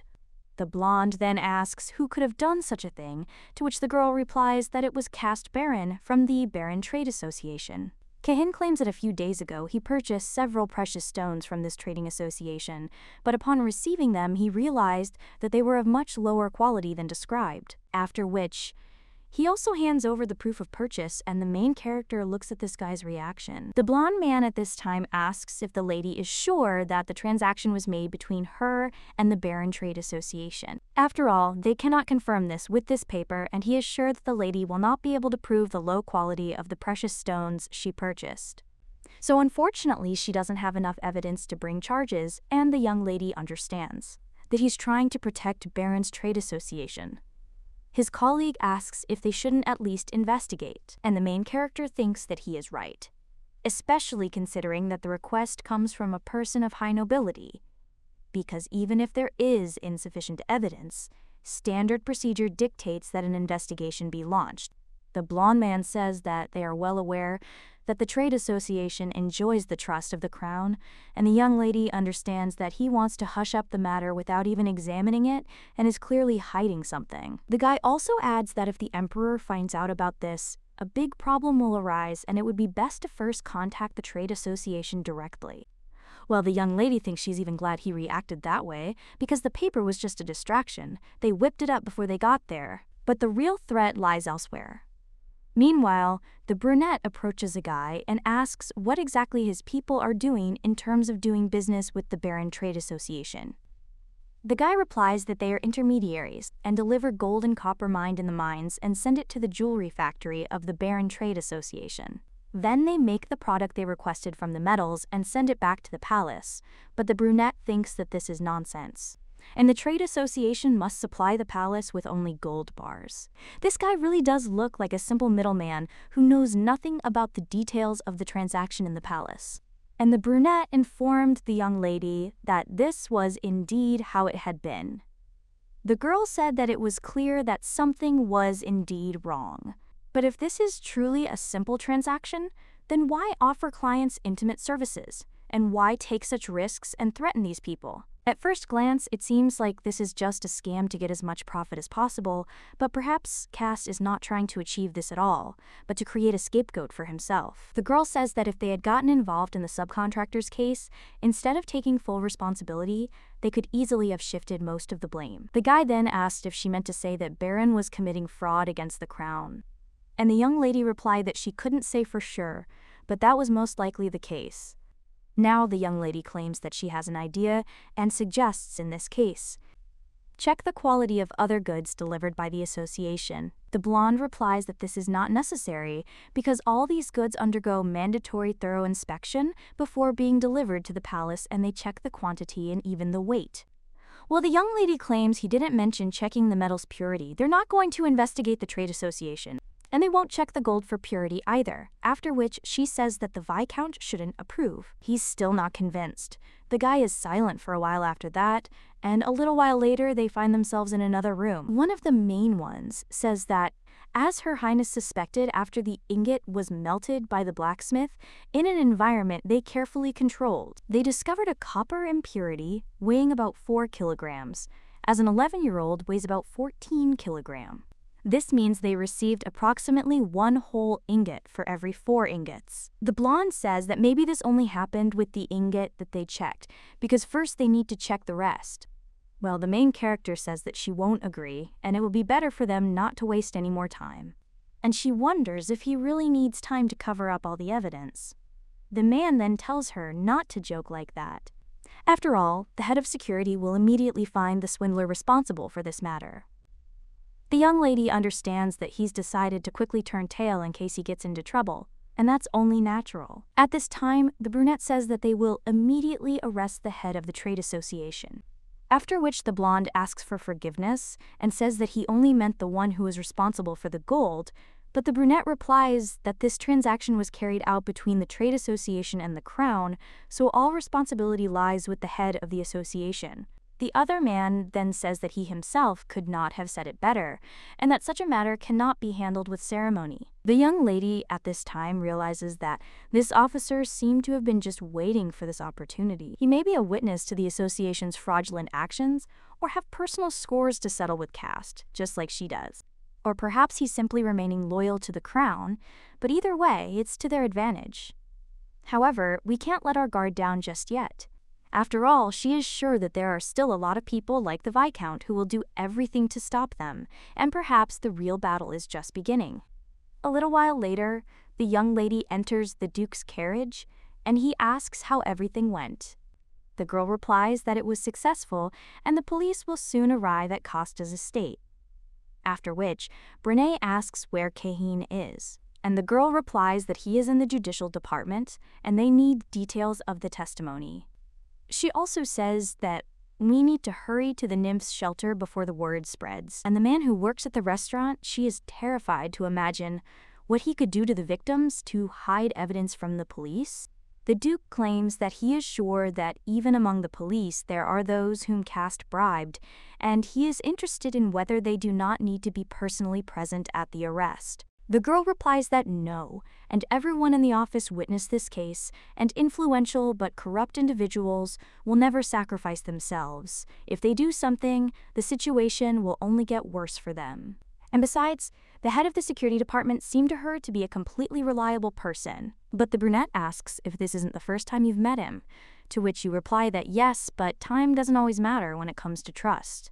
After all, you can spend your whole life with someone without ever knowing their true essence. The brunette is surprised after this, remembering how the young lady's father beat her. So now he simply places his hand on the lady's head, and he claims that she should still be wiser and not trust people so easily. After all, there are many liars in the world. The young lady understands that his huge hand, unexpectedly slapping her on the head, is a gesture that could easily be considered rude and condescending. The guy at this time believes that everyone has their own reasons, but the young lady interrupts him, and she says she understands and will be careful. The girl understands that this gesture didn't seem that way to her, because she realizes that this is the guy's way of showing his sincere concern for her. A little while later, the young lady finds herself near the restaurant and nods towards the Duke. And he knocks down the door, but then he sees the guard lying down and asks what happened there. Looking at him, he claims that it looks like they've cut off all ties, and that there are more rats in the judicial department than he thought. There is a high probability that Cass Baron is also already on the run, after which the main character says that this cannot be. And then he heads towards the women in the basement, but sees that they seem to be okay. The young lady then approaches one of them and asks how they are doing since she came to help them. And also there is no one there, so this is their chance to escape. But the girl, with a sarcastic smile on her face, asks if she really came to help. And isn't she the same girl who was yelling that it should be cleaner there and that they should be looked after better? The young lady replies that she didn't mean to and apologizes because she had to say all this so that he would believe her. The girl then says that when this man lured them into a trap, he also pretended to be doing them a favor by offering them a job. So how do they know she's not up to the same thing? The young lady says they can trust her, after which the girl is surprised and Ignet says that they should just let them be freed. After all, she won't leave them there, and she also knows how terrible it feels to be left behind. The Duke at this time says that this guy had the key with him, but it is not there. The young lady then looks at him worriedly, but the Duke claims that he searched everywhere but did not find any keys. Ignet asks what they should do, after which the brunette says that they will have to leave them there, but the girl says that under no circumstances, after which she understands that there must be an exit and that this grate needs to be opened. At this time, the guy asks if the lady will fulfill his wish if he opens the grate. The main character asks if he knows how, but the brunette only tells her to promise first, after which Ignet promises him and tells him to open the grate. The guy then smiles, after which he says he will do it without question. He picks up the sword and swings it, and the bars fall to the floor. Ignet wonders if he simply chopped the metal door. The lady with red hair is surprised by this, and then leaves the cage, and she thanks them, after which someone shouts for them to leave quickly, and the girls thank her. Well, the main character thinks that they should wait, because she is sure that they saved everyone, but she doesn't know where Arbel is. And maybe she was never there, but then the main character thinks where she is. At this time, the Duke turns to the young lady and tells her to go with him. The girl asks where he's going, then tells him to wait. Arbel is with the man at the time. He strokes her hair and speaks of the girl as his darling doll. But the young lady only tries to hit him, after which he says that again she does not want to obey, and she understands that she is powerless, but she could have become some other man's toy, but he saved her. After which the guy says that she cannot even imagine what an unfortunate fate awaited her. He also asks if she knows that he left some of her beautiful hairs on the manager's body. So if she runs away, she will have to spend the rest of her life running away from punishment for being plunged into eternal sleep. He also asks if the lady is interested in why he is saying all this. Well, she doesn't understand a word anyway. At that very moment, someone puts a sword to his throat and says that at least he understood everything. After which he thanks him for his confession. The man tells the guy to let him go and asks who he thinks he is, but the Duke just throws him on the floor. At this time, the main character turns to Lady Arbel and claims that they have come to take her away. A little while later, they are already heading through the forest, and the Duke says that he had a knife and a red liquid with him. This is most likely the one with which he put the manager into a summer sleep, so this should be more than enough. The main character thanks Hertz, but asks how he knew where Eobel was. He replies that he can't tell her and asks her not to ask questions. The girl agrees to this and then turns to Arbel and asks if she will tell her what happened. The girl replies that she told her husband that she would not divorce him, so he sent her there, so she could deal with the consequences for her brother. And the main character wonders why she refused the expense. Well, the woman replies that while she is Cast's legal wife, in the event of his disappearance, all of his assets would come under her control. And if they had divorced, this wouldn't have happened. As far as her case was concerned, she would have undoubtedly run away with Kahin. But thoughts of those unfortunate girls locked up wouldn't leave her head. Of course, money would never compensate for the time they spent there and the pain they experienced. While she hoped the money would help somehow, the main character realizes that for a moment she thought Arbel had given up. But now she realized that to save another person, she would muster up the courage and do anything. The girl then said that, of course, she wanted to repay Lady Ignet. The main character realizes that perhaps in her past life there was no nymph's refuge, because Arbel destroyed it at the cost of her life, and she was left only to guess.